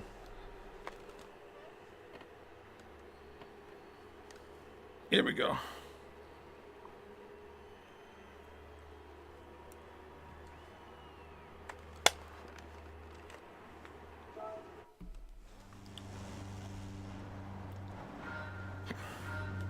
Oh, you can pick a snow map on this one? We can do that later. Let's first get some money. This feels like a bus simulator or something.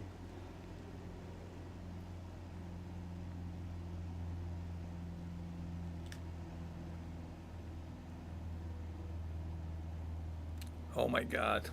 This is like a convoy.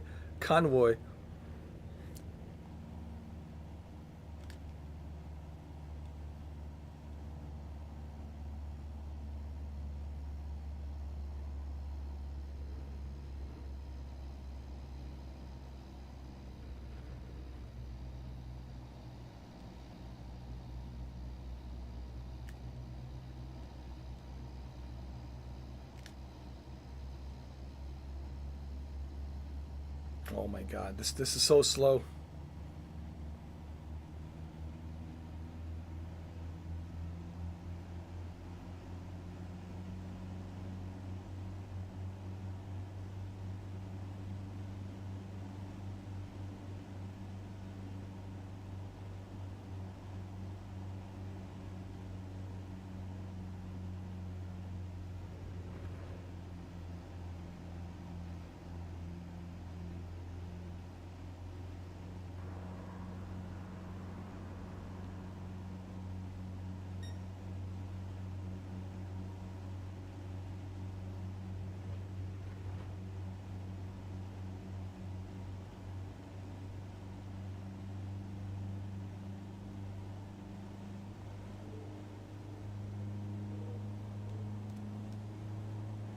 This has to be the slowest car I've ever driven.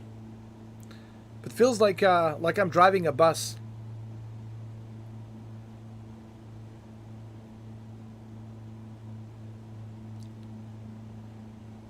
Welcome to my bus.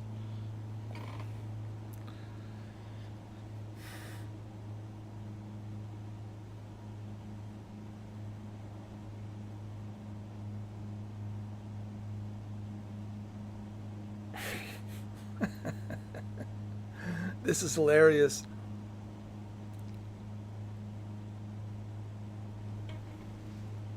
Hold on.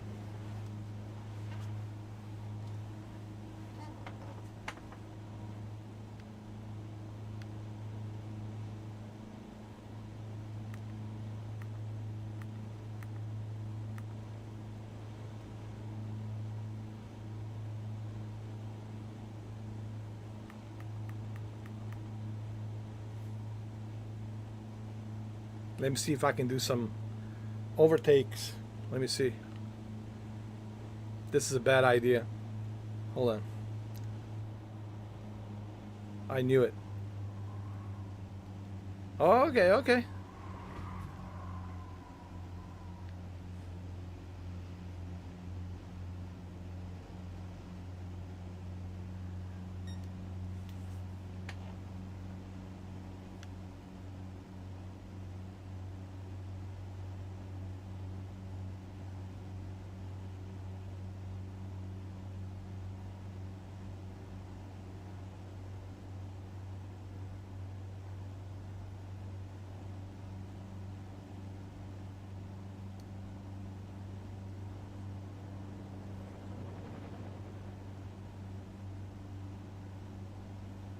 Well, this is driving Miss Daisy.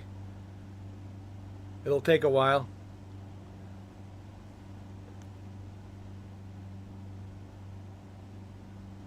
But hey, at least I made a 9th position.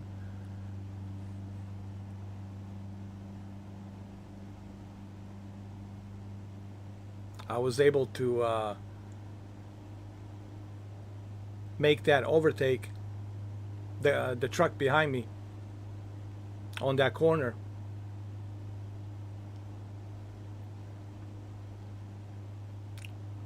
It was a clean overtake. You know, we did trade paints. We bump into each other, but it was a clean overtake. Can I overtake this guy over here? Hold on. Oh! It didn't work out.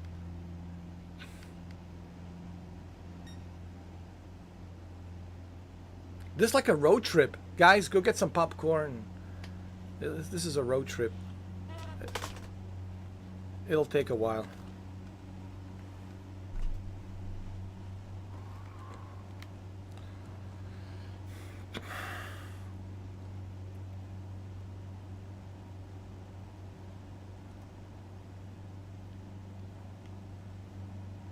Can I hold on? Let me maybe I can. There we go. That's better. That's better.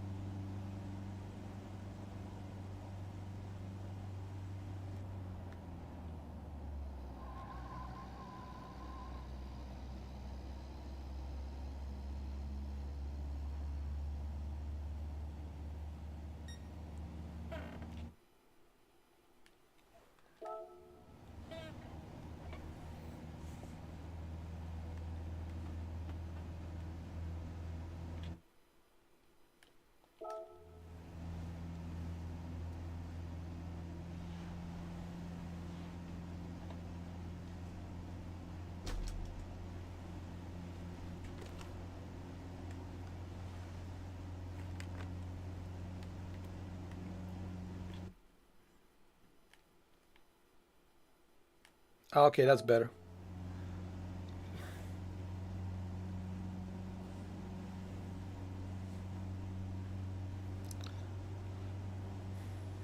Hey, eighth position though.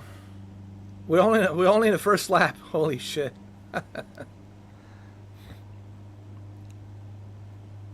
We're only on the first lap. But I will make some good money though, because we're on a professional level.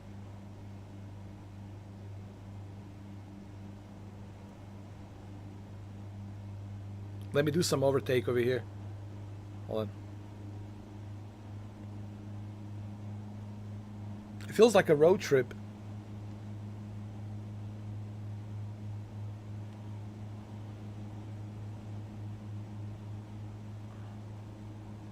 So this is a German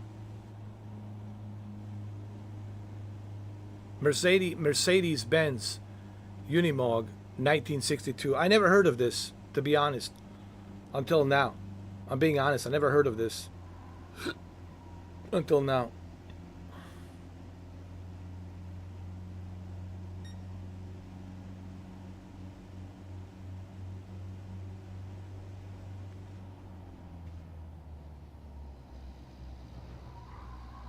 All right. Well, we got another overtake.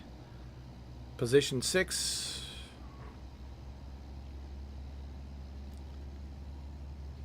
Position 5. Okay. All right. See? This will be a long ride, guys.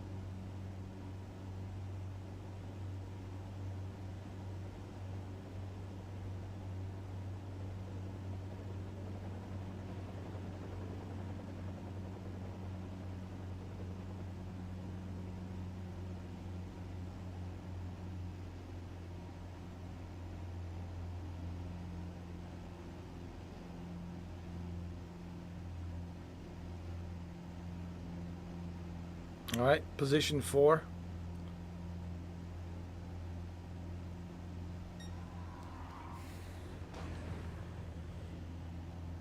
Did he just T-bone me?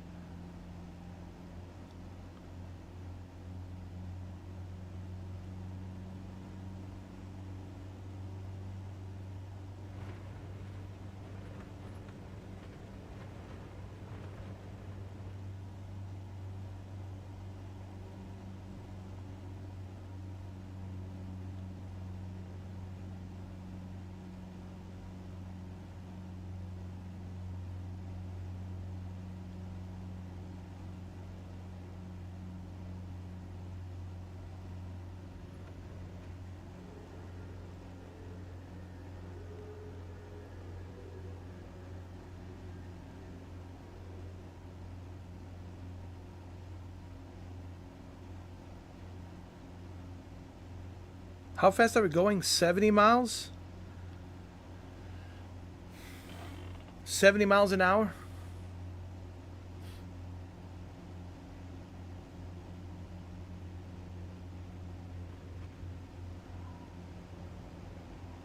All right, second place.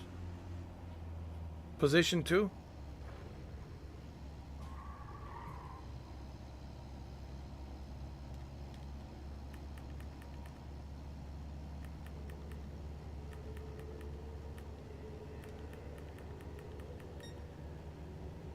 Maybe I can get to first place.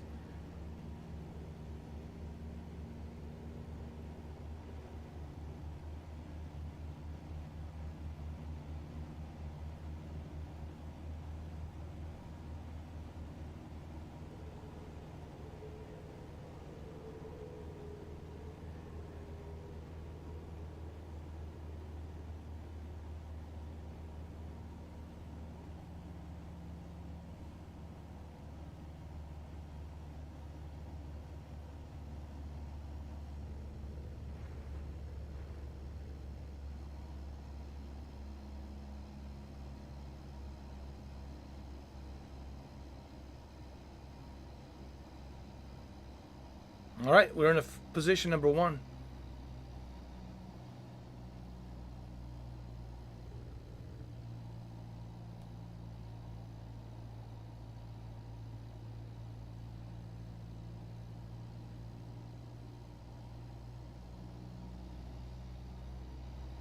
I'm not worried about investing money in customizing this car to go faster. I'm just testing it. I just want to see what this car is made of.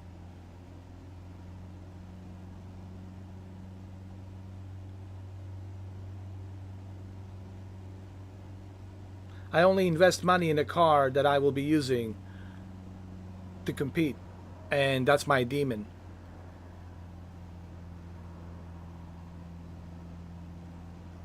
My Audi RA demon, which is the best thing there is. Next to Tomahawk, but Tomahawk, you cannot use it.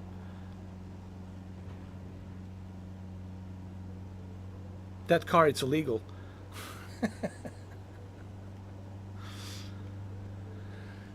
I mean, you cannot participate. I tried to see if you can participate in any race with Tomahawk. I couldn't find any race to participate with Tomahawk.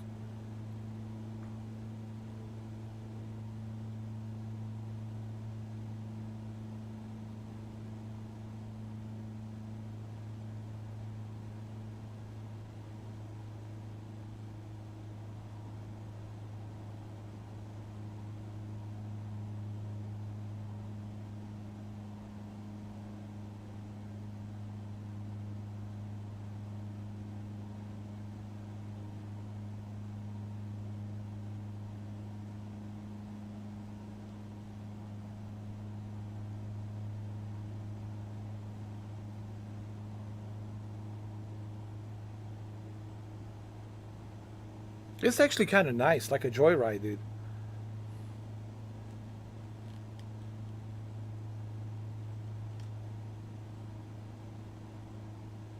Because when you're going fast, you don't get to appreciate the scenery. But when you're going slow, you kind of get to appreciate the scenery. And you see all this detail that you normally don't see when you're going really fast. So it's kind of cool.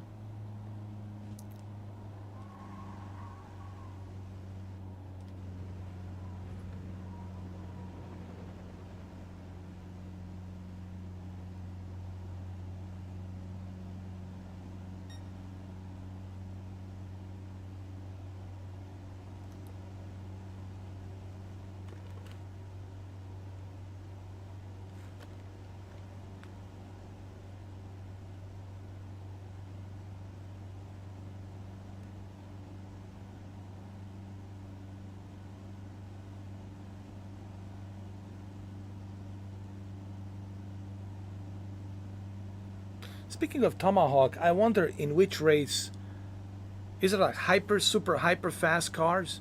Where can you use that Tomahawk? That's what I'm wondering.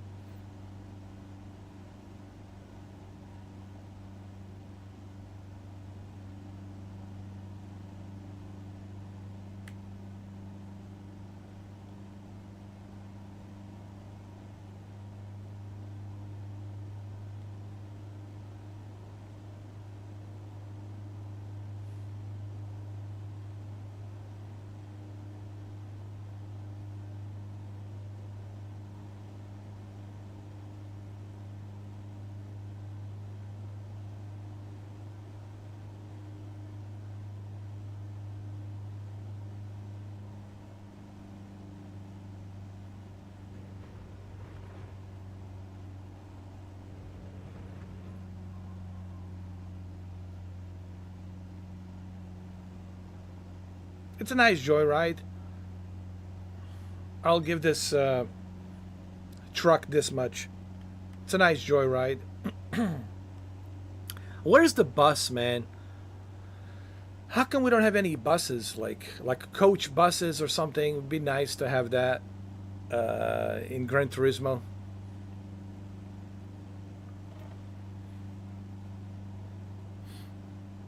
I would like to see some coach buses, or trucks, Mercedes trucks, right?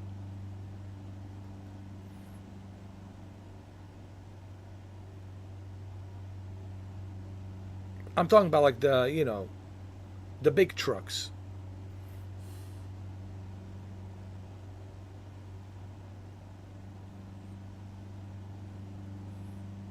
I also want to see Dodge Ram. Where's Dodge Ram pickup truck? I mean, come on. We need more. Like when you look at Gran Turismo 6, Gran Turismo 6 has more American cars than Gran Turismo 7. Gran Turismo 6 has like over 1,200 cars in total.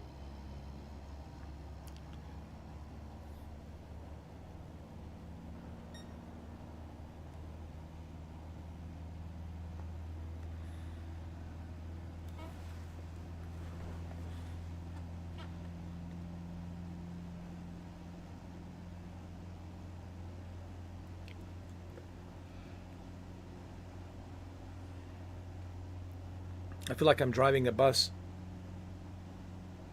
I feel like I'm going on a road trip.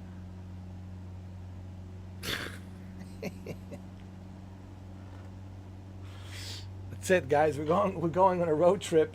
It's a road trip.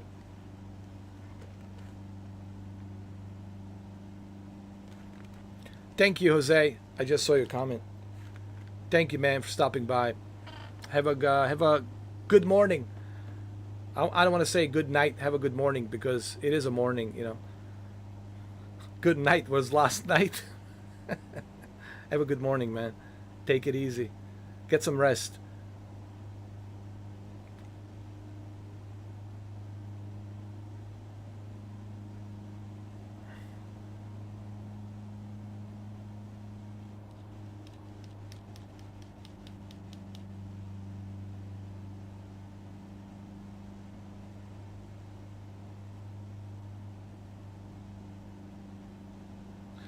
But this is enjoyable. I'll tell you what, man. I could listen to Joe Rogan podcast while I'm driving this. I can listen to music while I'm driving this. This is kind of nice. You know, it's like a nice road trip. It's pretty cool.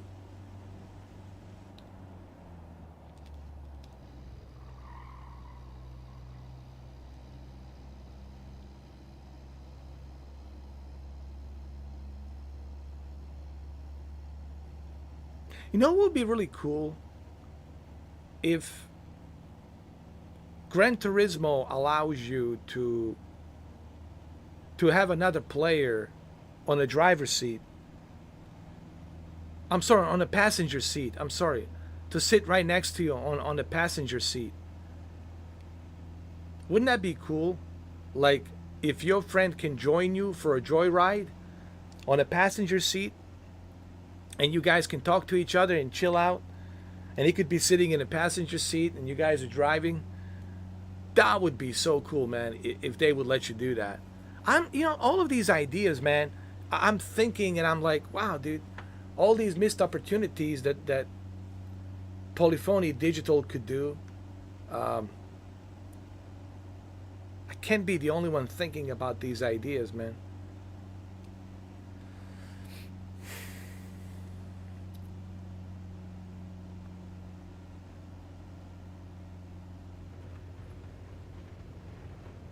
I always like to see games evolve. You know, I'm like, yeah, this can't be just the finished product and this is what it is. I'm always like, man, let's evolve these games. Let's put some new features. Let's evolve Gran Turismo 7. Let's have a co-op where people can join you. How about up to 3 people can join you? One on a passenger seat, front passenger seat, and the one in a 2 back seats. And you could have 3 of you, 4 of you in the same car. 4 of you in the same car, just chit chatting and chilling out. You know, I think it would be great. I don't know. I just thought about this. It's just an idea.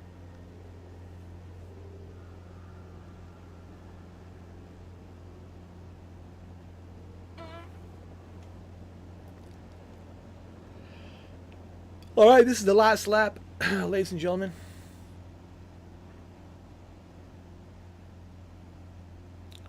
You know, these NPCs are actually walking around. They're not just like standing there, dude. I just realized. These NPCs are actually moving around. They're doing something. Even the guys over here on the stadium, they're like waving at me. So the attention to detail that you see, it's pretty cool actually. When you're driving slow,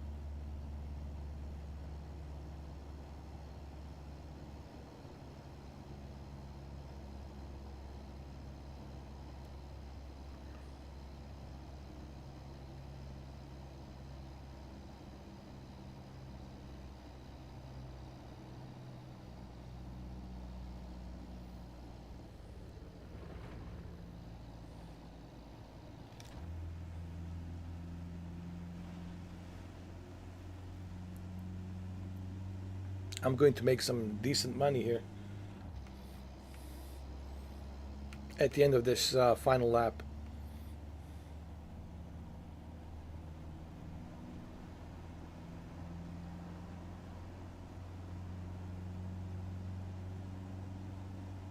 Okay, 75 miles an hour.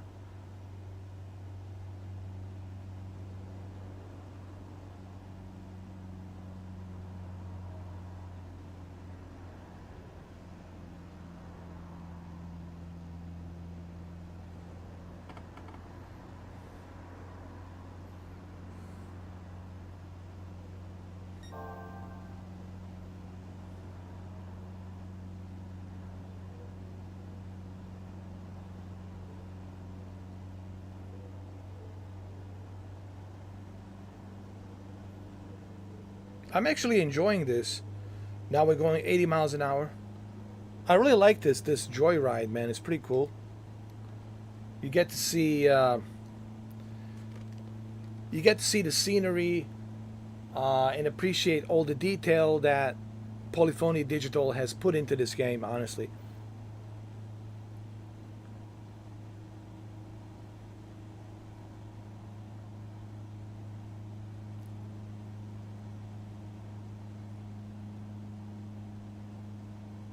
we're going 80 miles an hour. I think that's the maximum. It's still pretty fast for this truck, you know, 80 miles an hour, not bad. Especially, when was this? 1962? When was this thing released? This thing was released when? 1962? It's by Mercedes.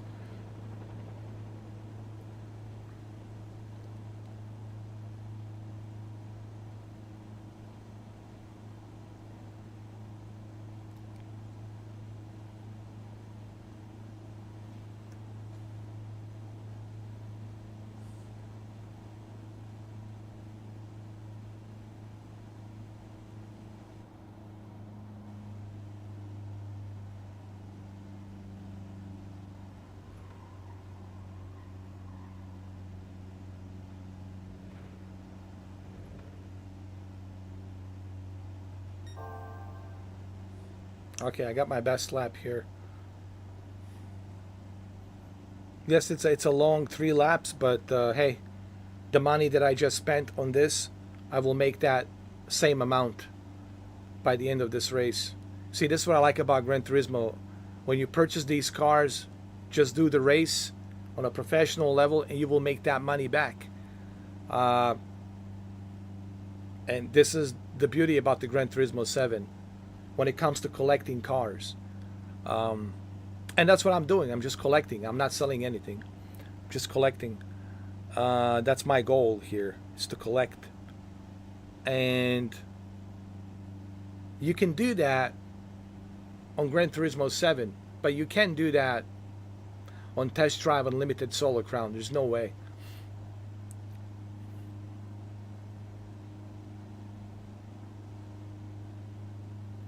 This is why GT7, it's the best racing simulator out there, man. I mean, the best driving simulator out there. I can't think of any other game. Yeah, sure, Forza Motorsport is great. Nothing wrong with it. You know, Forza Horizon 5 is great. Nothing wrong with it. But when you really get down to it, and, you know, Assetto Corsa, sure, respectfully great. Nothing wrong with Assetto Corsa either. But Gran Turismo 7, man, it's the ultimate driving simulator. I mean,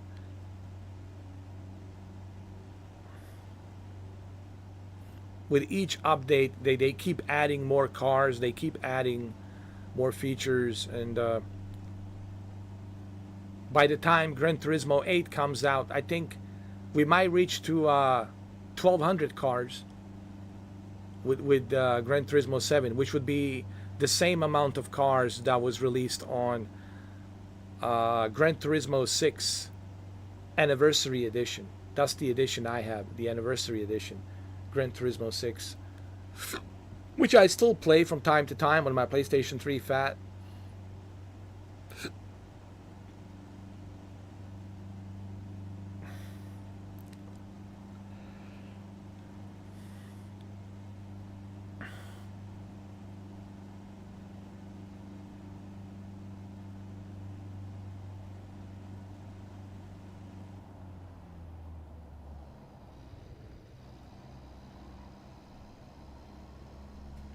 Are we almost there?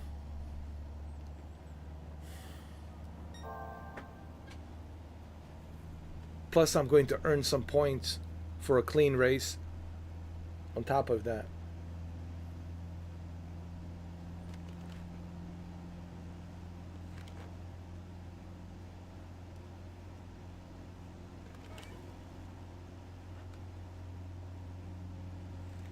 Yeah, not me. Same thing here, man.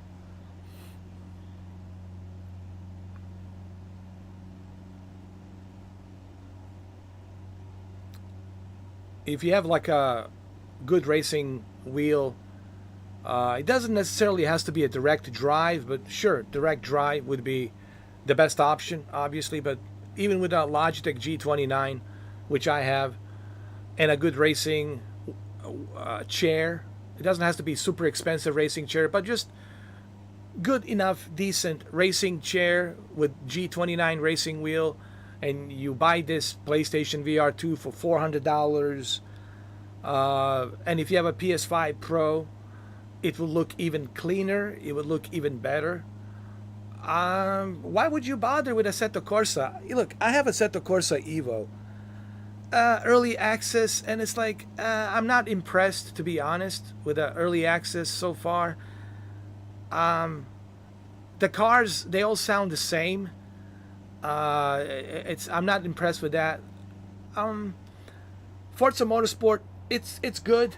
It's good. Okay, don't get me wrong. Forza Motorsport is good, but when you look at, you know, this behemoth for 30 years, since 1997, this behemoth called Gran Turismo from Polyphony Digital, Forza Motorsport, sure, it did okay for the Xbox ecosystem, but let's be honest, Forza Motorsport can't even hold a glass of water to what Gran Turismo has established here, you know.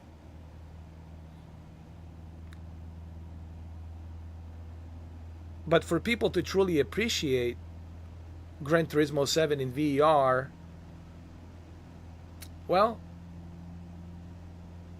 they cut the price on that PlayStation VR 2 headset. Now's the chance to seize the deal and get that PSVR 2 headset if you truly want to know. I wonder what it's like, man. I hear everybody saying, you know, it's so realistic and looks like this, and oh, it feels like you're really in a car. The only thing that's missing is the smell of the car. Honestly, that's the only thing that's missing. It's just the smell. I think they're working on that too. They're working on the smell. That's coming soon, you know. And once they get that, it's gonna feel like you're really driving the real car, because every car has its own unique smell, right? So,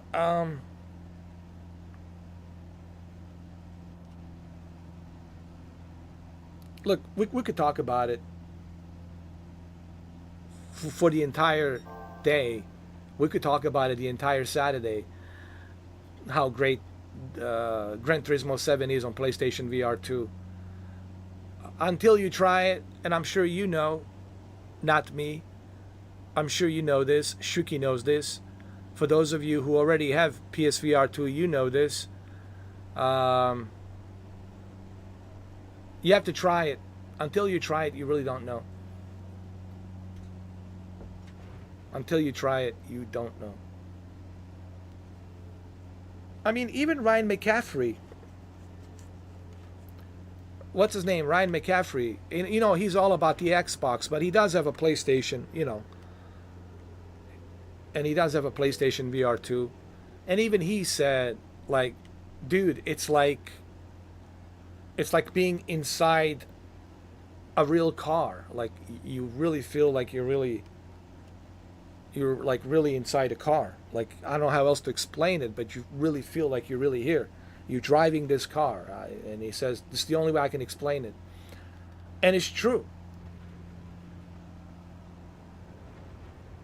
So, people who are skeptical, well, the only way I can convince you that this is real and it looks real, you have to buy a PSVR 2. It's the only way, dude. You have to buy it. And now with the $400, I mean, come on. Now's the time. If you have a PS5 and right now,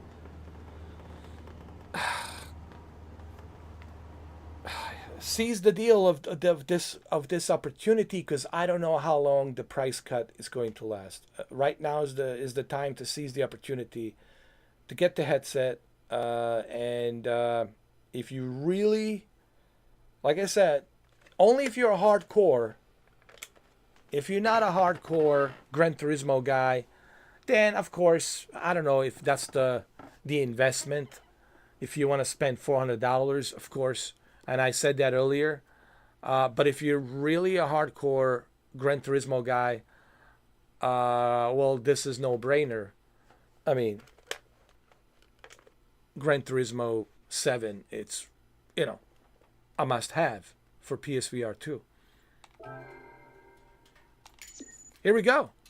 3,147,000. There you go. Made that easy money just like that. 3,147,000.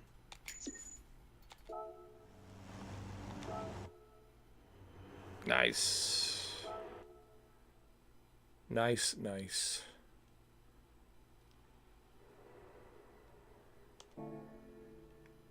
I want to see if I want to change my car. I want to see if I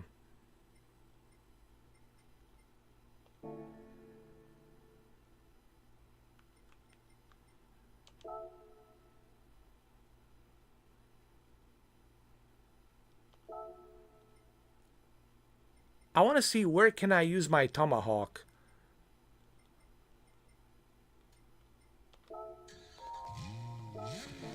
Where can I use it? Where's the track that I could use this tomahawk? Where can I use it?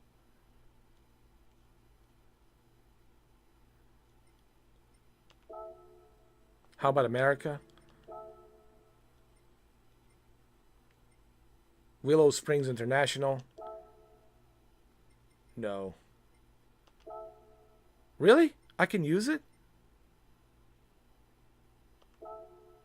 Holy shit. Holy crap. Holy Lord.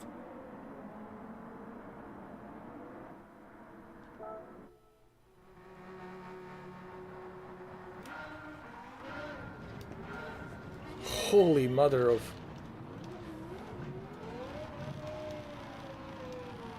Oh my goodness. Forget it. Holy shit. This is definitely not the track.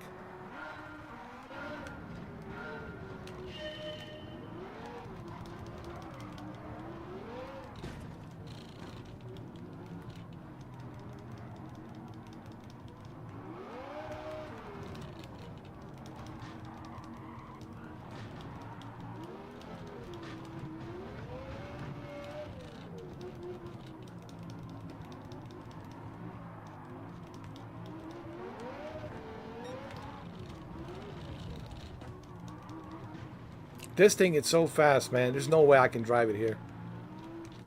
Hold on. No way. I gotta try a different track. Hold on. Oh, I know the place. I know the place. I know the place. Here we go. I know just the place.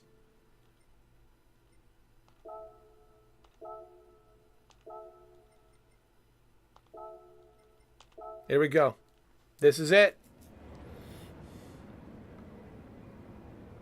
Route X.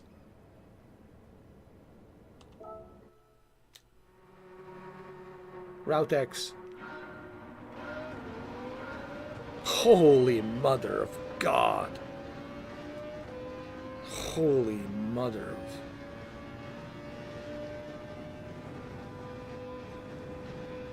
Jesus.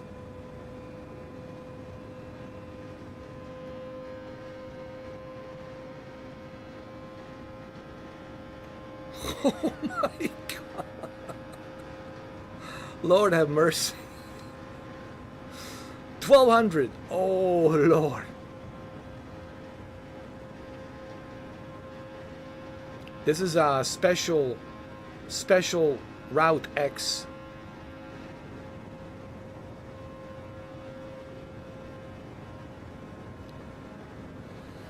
Oh my Lord, oh my Lord.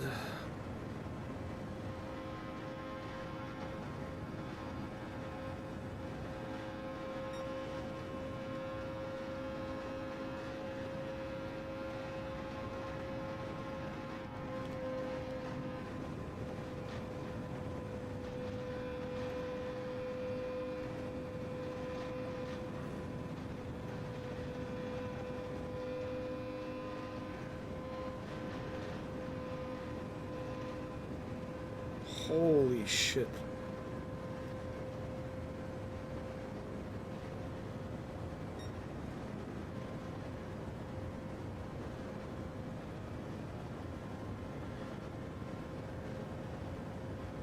$1,200 miles an hour.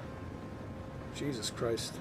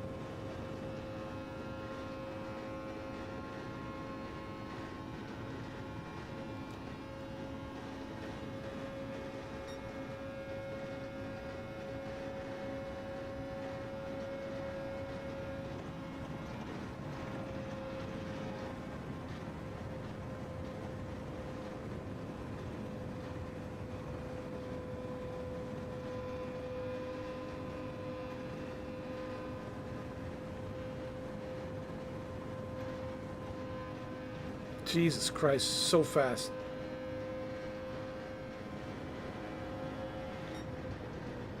Holy mother of God. Whew.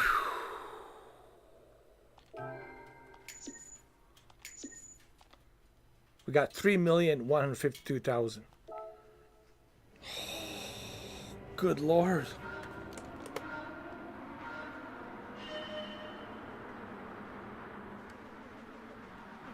Oh, nice. You have PS5 Pro and PlayStation VR 2 and Thrustmaster TGT 2. Nice, man. Do you have a racing chair?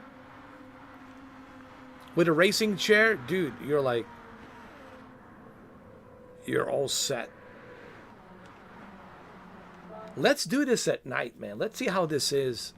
By the way, you can use a Tomahawk in any race as long as you do a quick race. I just figured that out. As long as you do a quick race. So let's do this at night. Let me see. See, quick race. This is special stage route X. And let's do it. Let's do it at night. Oh, this is going to be good. Here we go. I've been playing Gran Turismo 7 ever since PlayStation VR 2 was released. What, 2 years ago? Right, 2.5 years ago? Ever since 2.5 years ago.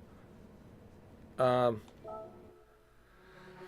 Turismo 7, PlayStation VR 2, man. But let me tell you, even the original PlayStation VR Drive Club looks great, dude. Have you ever played the original PlayStation VR Drive Club? I revisited the original Drive Club PlayStation VR. Dude, it is still great. For a game from 2016, that's almost how many years now? 10 years? It still looks great. I was amazed how great Drive Club VR looks. And even GT Sport. Even GT Sport, I was amazed. So, original PlayStation VR still looks great. Drive Club VR is still great. Ace Combat 7 still looks great.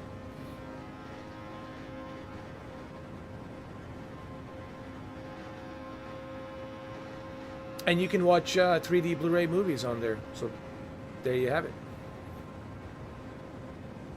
Oh!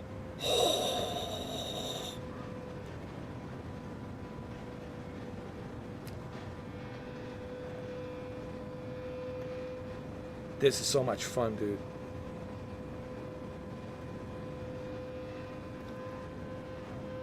Let's do like a rain, custom with rain or something. Can we do it?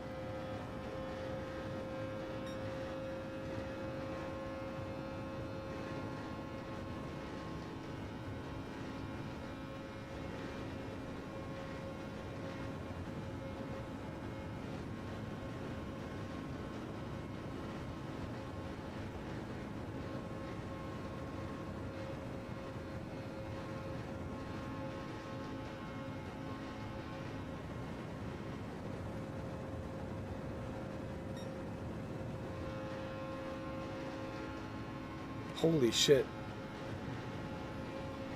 My God, dude. I wish that people could experience this, not me. I wish that they could. Well, you know what? It's $400. I mean, come on. It's $400. Now's the time for people to experience this. You got to see this, man. You have to put on a VR headset. I mean, I can't just talk about it. People need to they need to see this. If your friend has it, ask your friend, pretty please, could I come over? Can I try this? You have to see this, man. I mean, holy shit.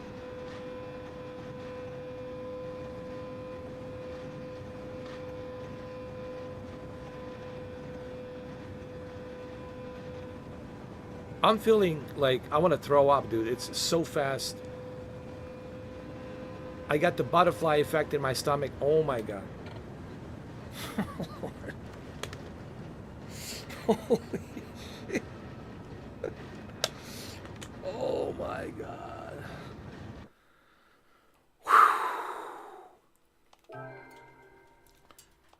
Easy money. Look at that. 3,156,000. Easy money. Easy money.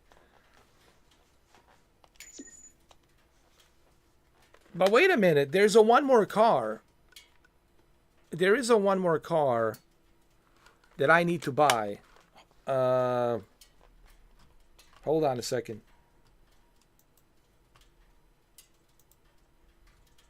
There is a one more car.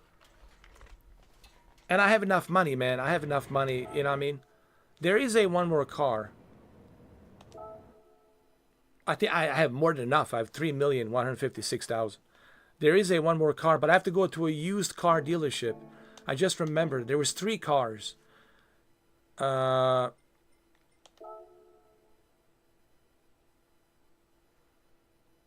Yeah, this.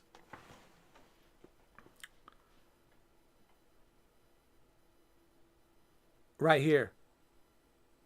205 GTI 88 Peugeot. Peugeot. 61,000. Let's look at it. Let's go to VR showroom.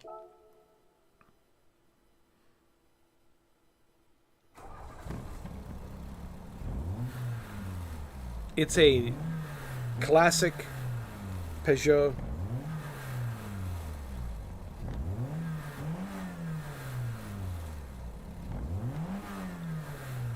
All right, the signal lights are working.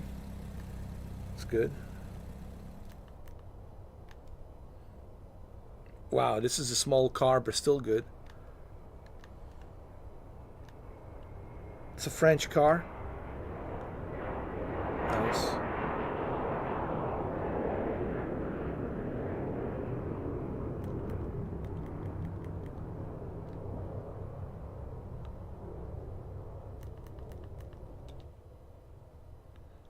Oh, I love this, man. Old classic. Yeah, let's go purchase this. Yeah. Let's make some money off of it. Let's purchase it. Why not? Yeah. Here we go. That will make a what? 193 cars collection. Absolutely. Absolutely.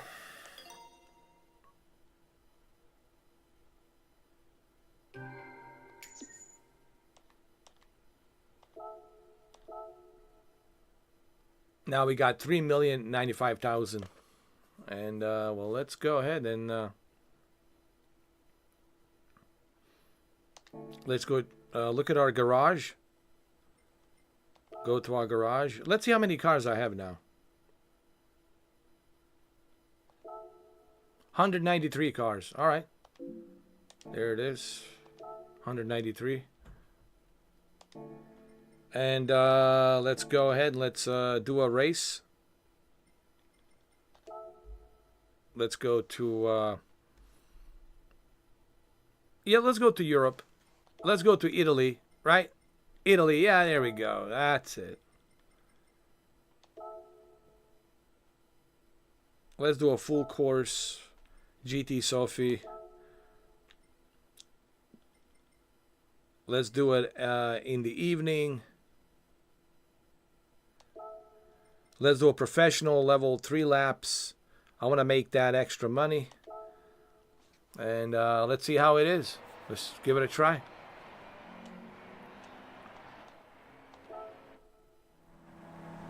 All right, ladies and gentlemen.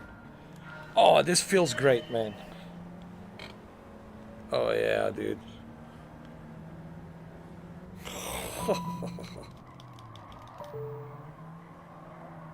Oh, man. There's something about these old classic cars. I don't know what it is, man. There's something about these old classic cars that I always loved. You know what I mean? It's just the style and everything. The smell. I would love to smell these old cars, man.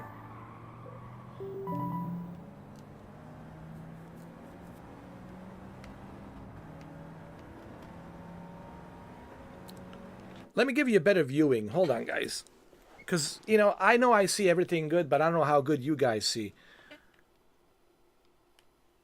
All right, is that better? Is this better for you guys? Okay. Because I pushed the seat back. I pushed the seat back so you guys can see it better. Because see, I have to be mindful on what you guys are seeing, not because what I'm seeing is different than what you guys are seeing. So I'm trying to, you know, figure out how much space do you guys need.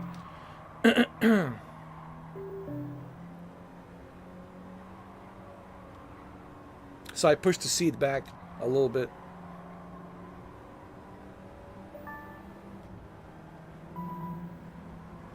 I like this Peugeot, man. It's nice. It's a nice car.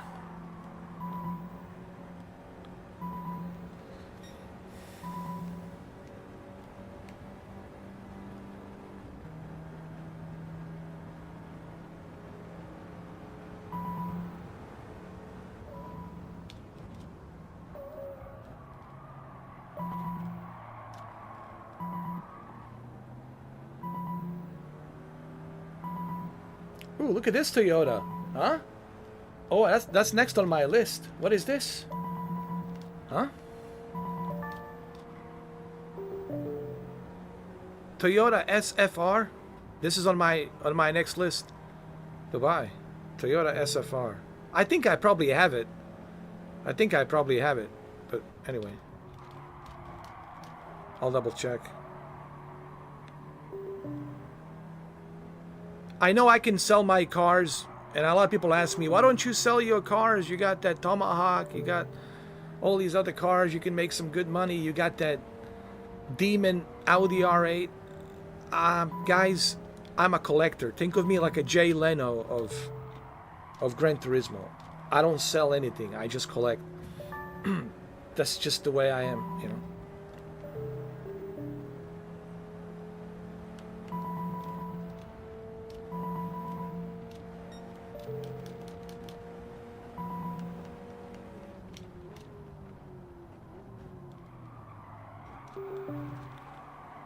I think I have this Mazda Roadster. I think I do. ND15. I think I do. But I'll double check. Because I have 193. And believe me, 193, it's nothing. Okay?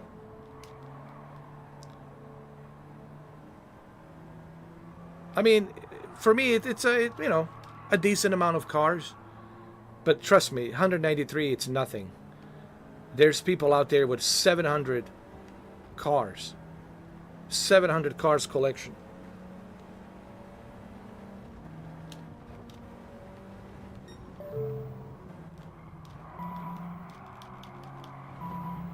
This Peugeot GTI is really good, man, at handling. It handles pretty well. I'm very impressed. Very impressed.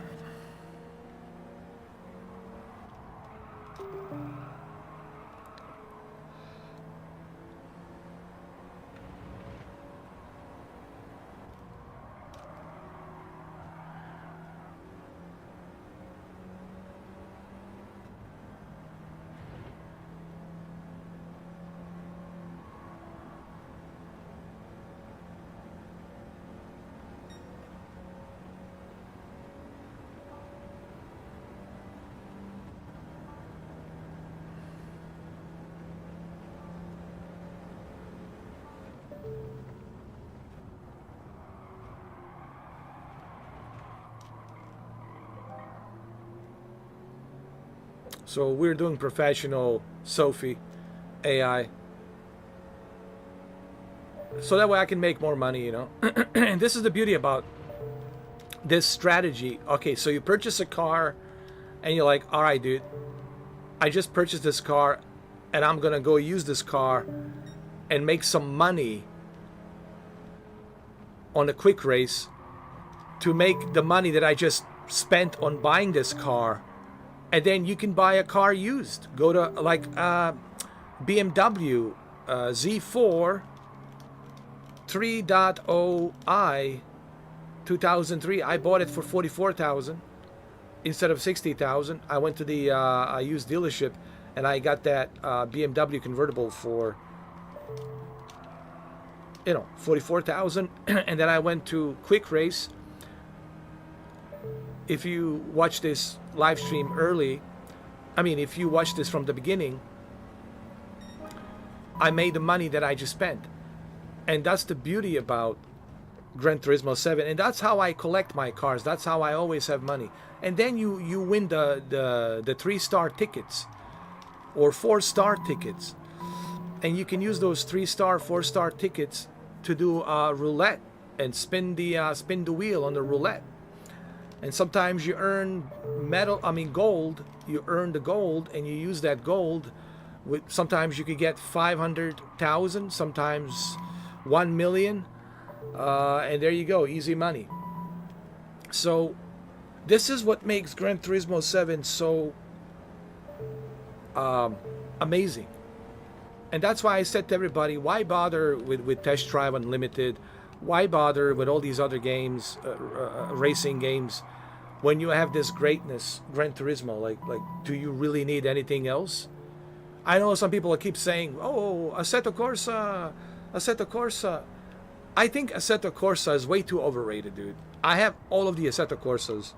I even have that early access Evo. I'm not really all that impressed. I'm not that impressed, honestly. Just my honest opinion. I think all of this praise of Assetto Corsa is coming from PC Master Race, because they don't have Gran Turismo, so they're like, okay, we don't have a Gran Turismo, so we're gonna just, praise this Assetto Corsa. If they had Gran Turismo 7 on a PC, they would never touch. Listen to me right now. And this goes to all my PC Master Race individuals out there. If it ever happens, if Gran Turismo 7 goes to PC, mark my words, they will never ever speak of Assetto Corsa. They will never ever touch Assetto Corsa. I'm just telling you right now. And the only reason they're praising Assetto Corsa, and again, nothing wrong with Assetto Corsa, but when you compare Assetto Corsa to Gran Turismo, dude, there's no competition, dude. It's not even out for the debate. It's not even out for the debate. Are you kidding me?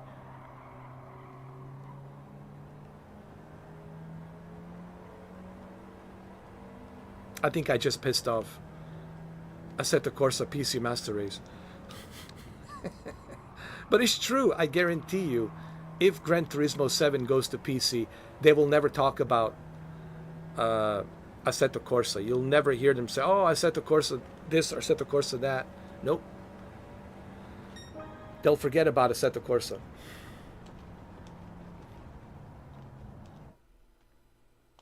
There we go. Easy money. Easy money. All right, let's go back to my BMW. I want to make some more money with my BMW.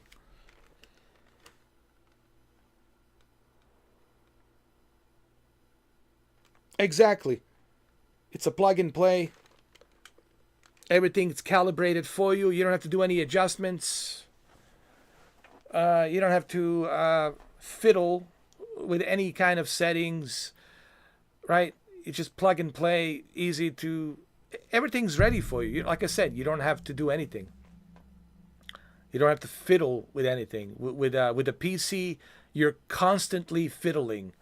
Fiddling meaning adjusting. You have to adjust this. You have to adjust that. You need these drivers. Your Windows need new drivers. Blah blah blah. You need drivers for this, drivers for that. You need to adjust this. Your Pimax, super expensive Pimax, need the new drivers. Are they compatible with Windows 11? Are they compatible with NVIDIA? New drivers, that's all you do, man. Throughout the entire day, you're just fiddling. You're just adjusting. This plug and play, super easy. Everything's calibrated. This is why I always tell people, I have a PC. I do. I have how many? I have 2 gaming laptops, 2 gaming desktops. I think I have 3 gaming desktops. Nothing against PC. I get it. It's a PC and there's so many things you can do on it. But when it comes to gaming, to me, and again, I have a PC, so just everybody understands. Consoles are more convenient. That's what I said about PlayStation. It's more convenient. Turn on the power button, plug and play, everything's calibrated, you're good to go, you're ready to rock and roll, everything's ready for you, you don't have to do anything, you don't have to adjust anything, everything's ready for you, you're good to go. With a PC, that's not the same thing. And I know it's not the same thing because I have a PC. I played PC games. It's a different beast. You always have to spend time fiddling and adjusting. Fiddle this, fiddle that, adjust this, adjust that. And you sometimes spend hours and hours almost throughout the entire day just trying to... Well, I'll give you one example. Dragon's Dogma 2. Dude, I spent the entire day just trying to get the good performance. I didn't even play the game. People say, oh, did you play Dragon's Dogma 2? I said, no. What do you mean you didn't? I said, I was spending majority of my day just trying to get the good performance, trying to fiddle with the settings, trying to figure out what's the best settings. So that's what you do. And you spend all of this ridiculous amount of money on these PC gaming rigs with these ridiculous, expensive, super overpriced GPUs. And what do you get? More headache. Are people having difficult time with Monster Hunter Wilds on PC? Is everything running smooth? Because it is Capcom, right? Dragon's Dogma 2, it's Capcom, so I don't know, man. Monster Hunter Wilds, how is everything good? Guess who's having more fun?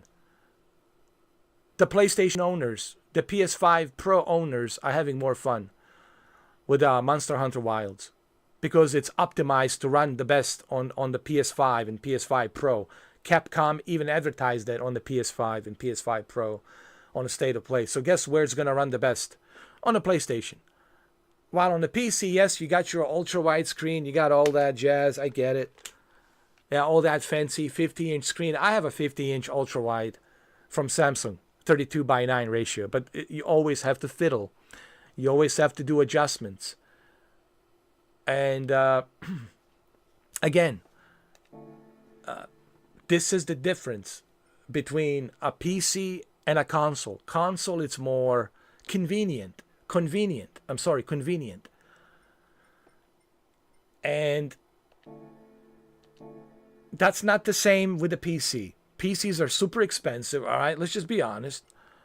I know. I already have upset PC Master Race. I can see already. I'm gonna get a lot of crap for this. But it's true. I have a PC. A lot of people have a PC, and they all say the same thing, man. You know, consoles are more convenient. It's a better convenience, you know.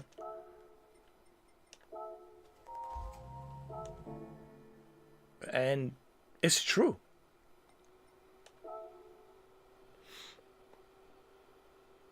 At least that's my perspective. That's what I have experienced, you know. Honestly.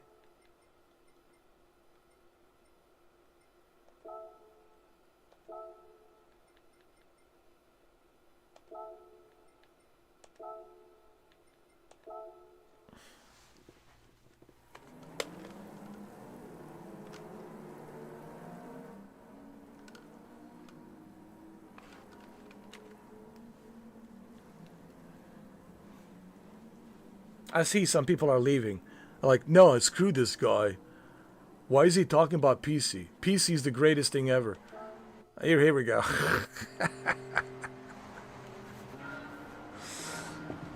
Oh, Lord.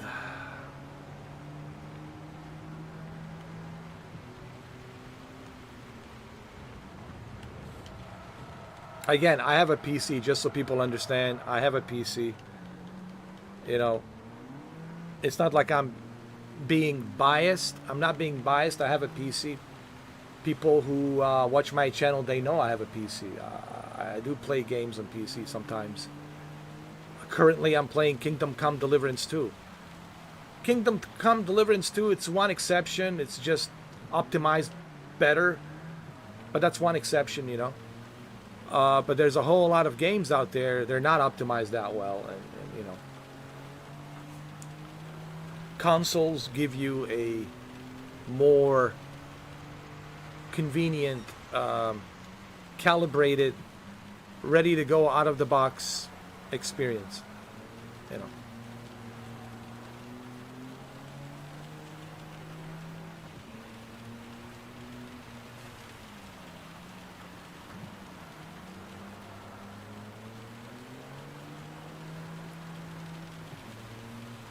Also, let's not forget, PCs are expensive. I mean, come on.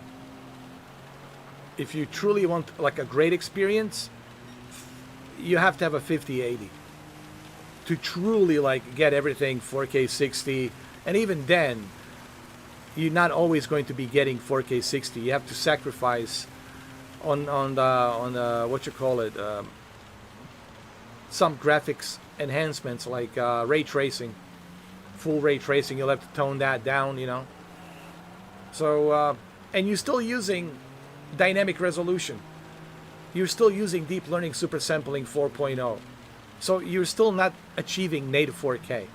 Here we are, 2025, and we're still not achieving native 4K, even with a 5080. Because everything's now deep learning super sampling. Everyone is using DLSS. And you have to spend how much money for these GPUs? How much is 5090? $2,000? How much is 5080? $1,500? That's expensive, dude. And then you got to think about, well, what about the cooling? What kind of cooling are we talking? Are we talking liquid cooling? Air cooling? Right? What kind of CPU? What kind of power supply? What kind of case? You got to have an extra large case, right? What kind of monitor? What kind of keyboard? I mean, come on. What kind of memory? What kind of SSD? Come on, guys. You know, all of that adds up. Okay, it adds up, dude. It adds up, and it adds up, and you say, well, this is expensive. With a console. Now, we're talking gaming. If you're using PC strictly for gaming, okay, it's expensive. But if you're using PC for something else that benefits you, maybe you are, you know, a music artist and you are creating music and you have a PC that's built just for creating music and you make money that way, okay, then you're benefiting, then it's good. If you are a video editor and you're video editing and that's how you make your money, right? For you, yeah, sure. PC is a money maker, right? Because it's helping you do video editing and make money that way.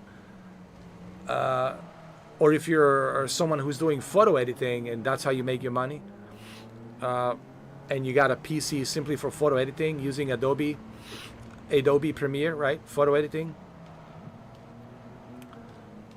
So, if you're using it for that purpose, PC is great.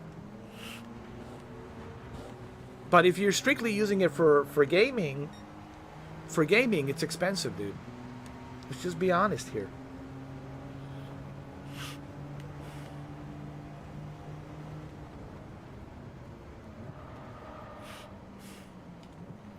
And again, I'm speaking from my own personal experience, man. I mean, it's not my first rodeo using a PC gaming. People say, but consoles are expensive too. No, they're not. What are you talking about? You can get, first of all, PS5 Pro, it's an option. You don't have to buy it. It's not like mandatory, ooh, you gotta have a PS5 Pro. No, it's not mandatory. You know, if you have money and you can upgrade, cool. You'll have the best experience. And that's why we have PS5 Pro. But you can get PS5 digital, original, and for $350, you can buy it used for $350. Go to GameStop and get it for $350. And there you go. For $350, you got yourself a PS5, dude. PS5 digital. Have fun. Enjoy Gran Turismo. So it's not that expensive, all right? There's options, okay? Did this guy just T-bone me? He did. Oh god. The AI has T-boned me.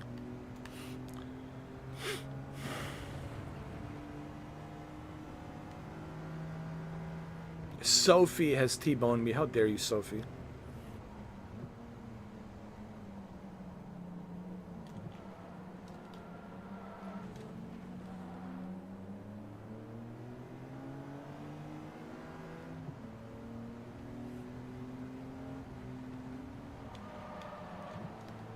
You know, I got in this argument many times before. PC versus console, you know. And I tried to explain to everybody that I have a PC, you know. I mean, I'm speaking from experience. And look, if money's not an issue and you love, you know, upgrading your PC and you love gaming on your PC and money's not an issue, hey, man, God bless you. Have fun. Enjoy it. Okay? But that's you looking at it from your own personal perspective. Okay? I'm looking at it from a more of a convenient perspective. What is more convenient? Is it more convenient to spend $1,500 on a PC with a 4070 and 4080, or is it more convenient to get yourself a PlayStation 5 digital for $350? What's more convenient? Now, this will be different for everyone. But I think from my observation, I think it's more convenient to have a console because it's a more convenient experience. And I know I'm gonna rattle a lot of people's cages by saying this, especially the PC. And I know PC Master Races is a huge community, and I'm rattling their cages right now. But let's be honest. What's more expensive? Don't tell me that you can have a great gaming experience on a 3070. I have a 3070. It's not that great. Okay? I have a 3080. It's not that great experience. Even on a 3090, you're still struggling with certain games. And you always have to fiddle. You always have to adjust, you know? That's my take on that, honestly. And I know PC Master Race will not agree on this, obviously, but I'm a gamer, dude. I want to have gaming experience that's uninterrupted. Like, when I click play on that game, I just want to play it, dude. I don't want to deal with any kind of shenanigans. Oh, you need to download this drivers. You need to do this. You need to do that. You need to fiddle with this, fiddle with that. No, I want to be able to click play right away, and that's it. As a gamer. That's what I'm looking at.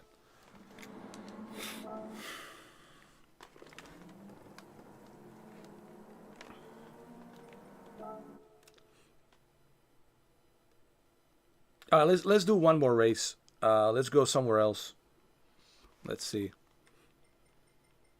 I already got 193 cars. I got 3,123,000.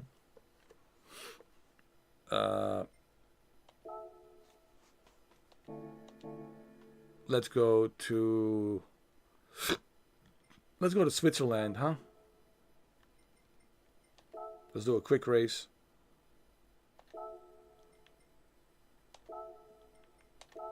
get that easy money.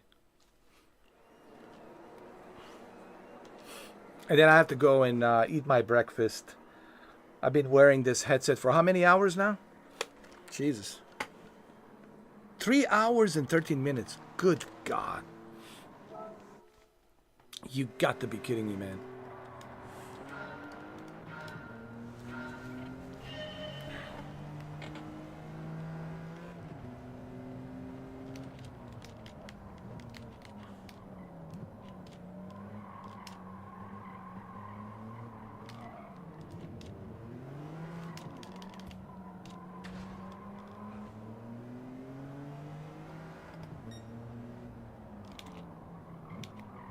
This reminds me of Drive Club VR.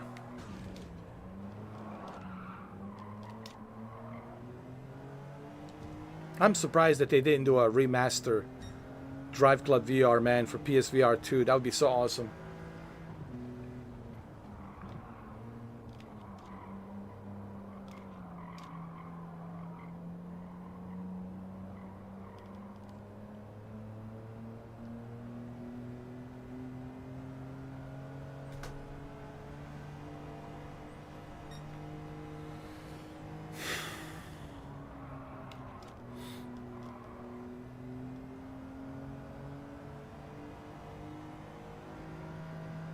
Ninth position. Okay.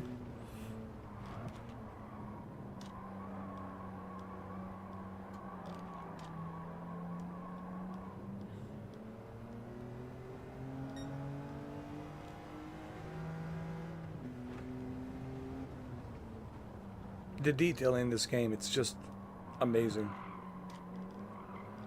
It's so photorealistic.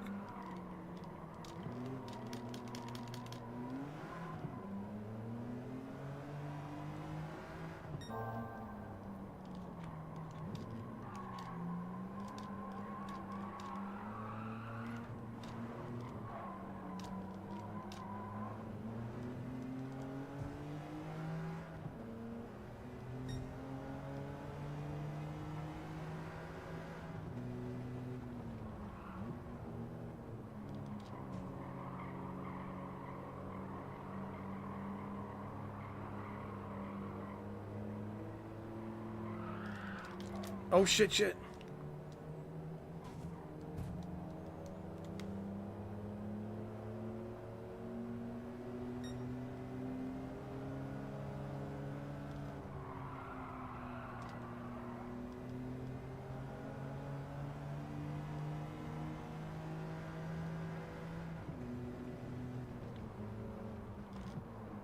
I love this BMW. Z4 3.0i 3.0 I, and I got it for like 44,000 used. Has like 56,000 miles on there, but it's pretty good, man.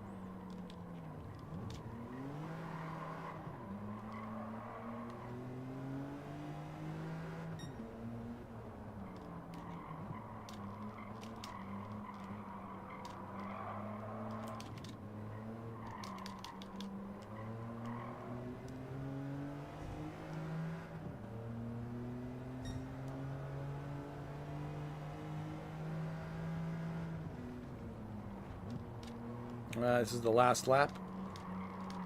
Or they call it final lap. I call it last lap. The same thing. Final, last. It's the same shit. It's the last lap.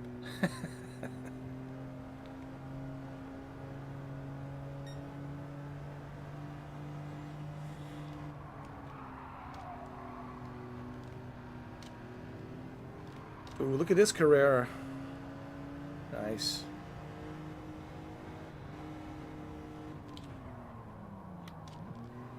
Yeah, I'm doing pretty good, man. It's fifth position. Nice.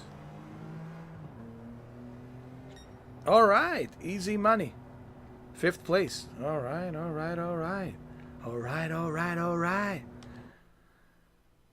Okay. Nice. 3,135,000. Just like that. 3,135,000.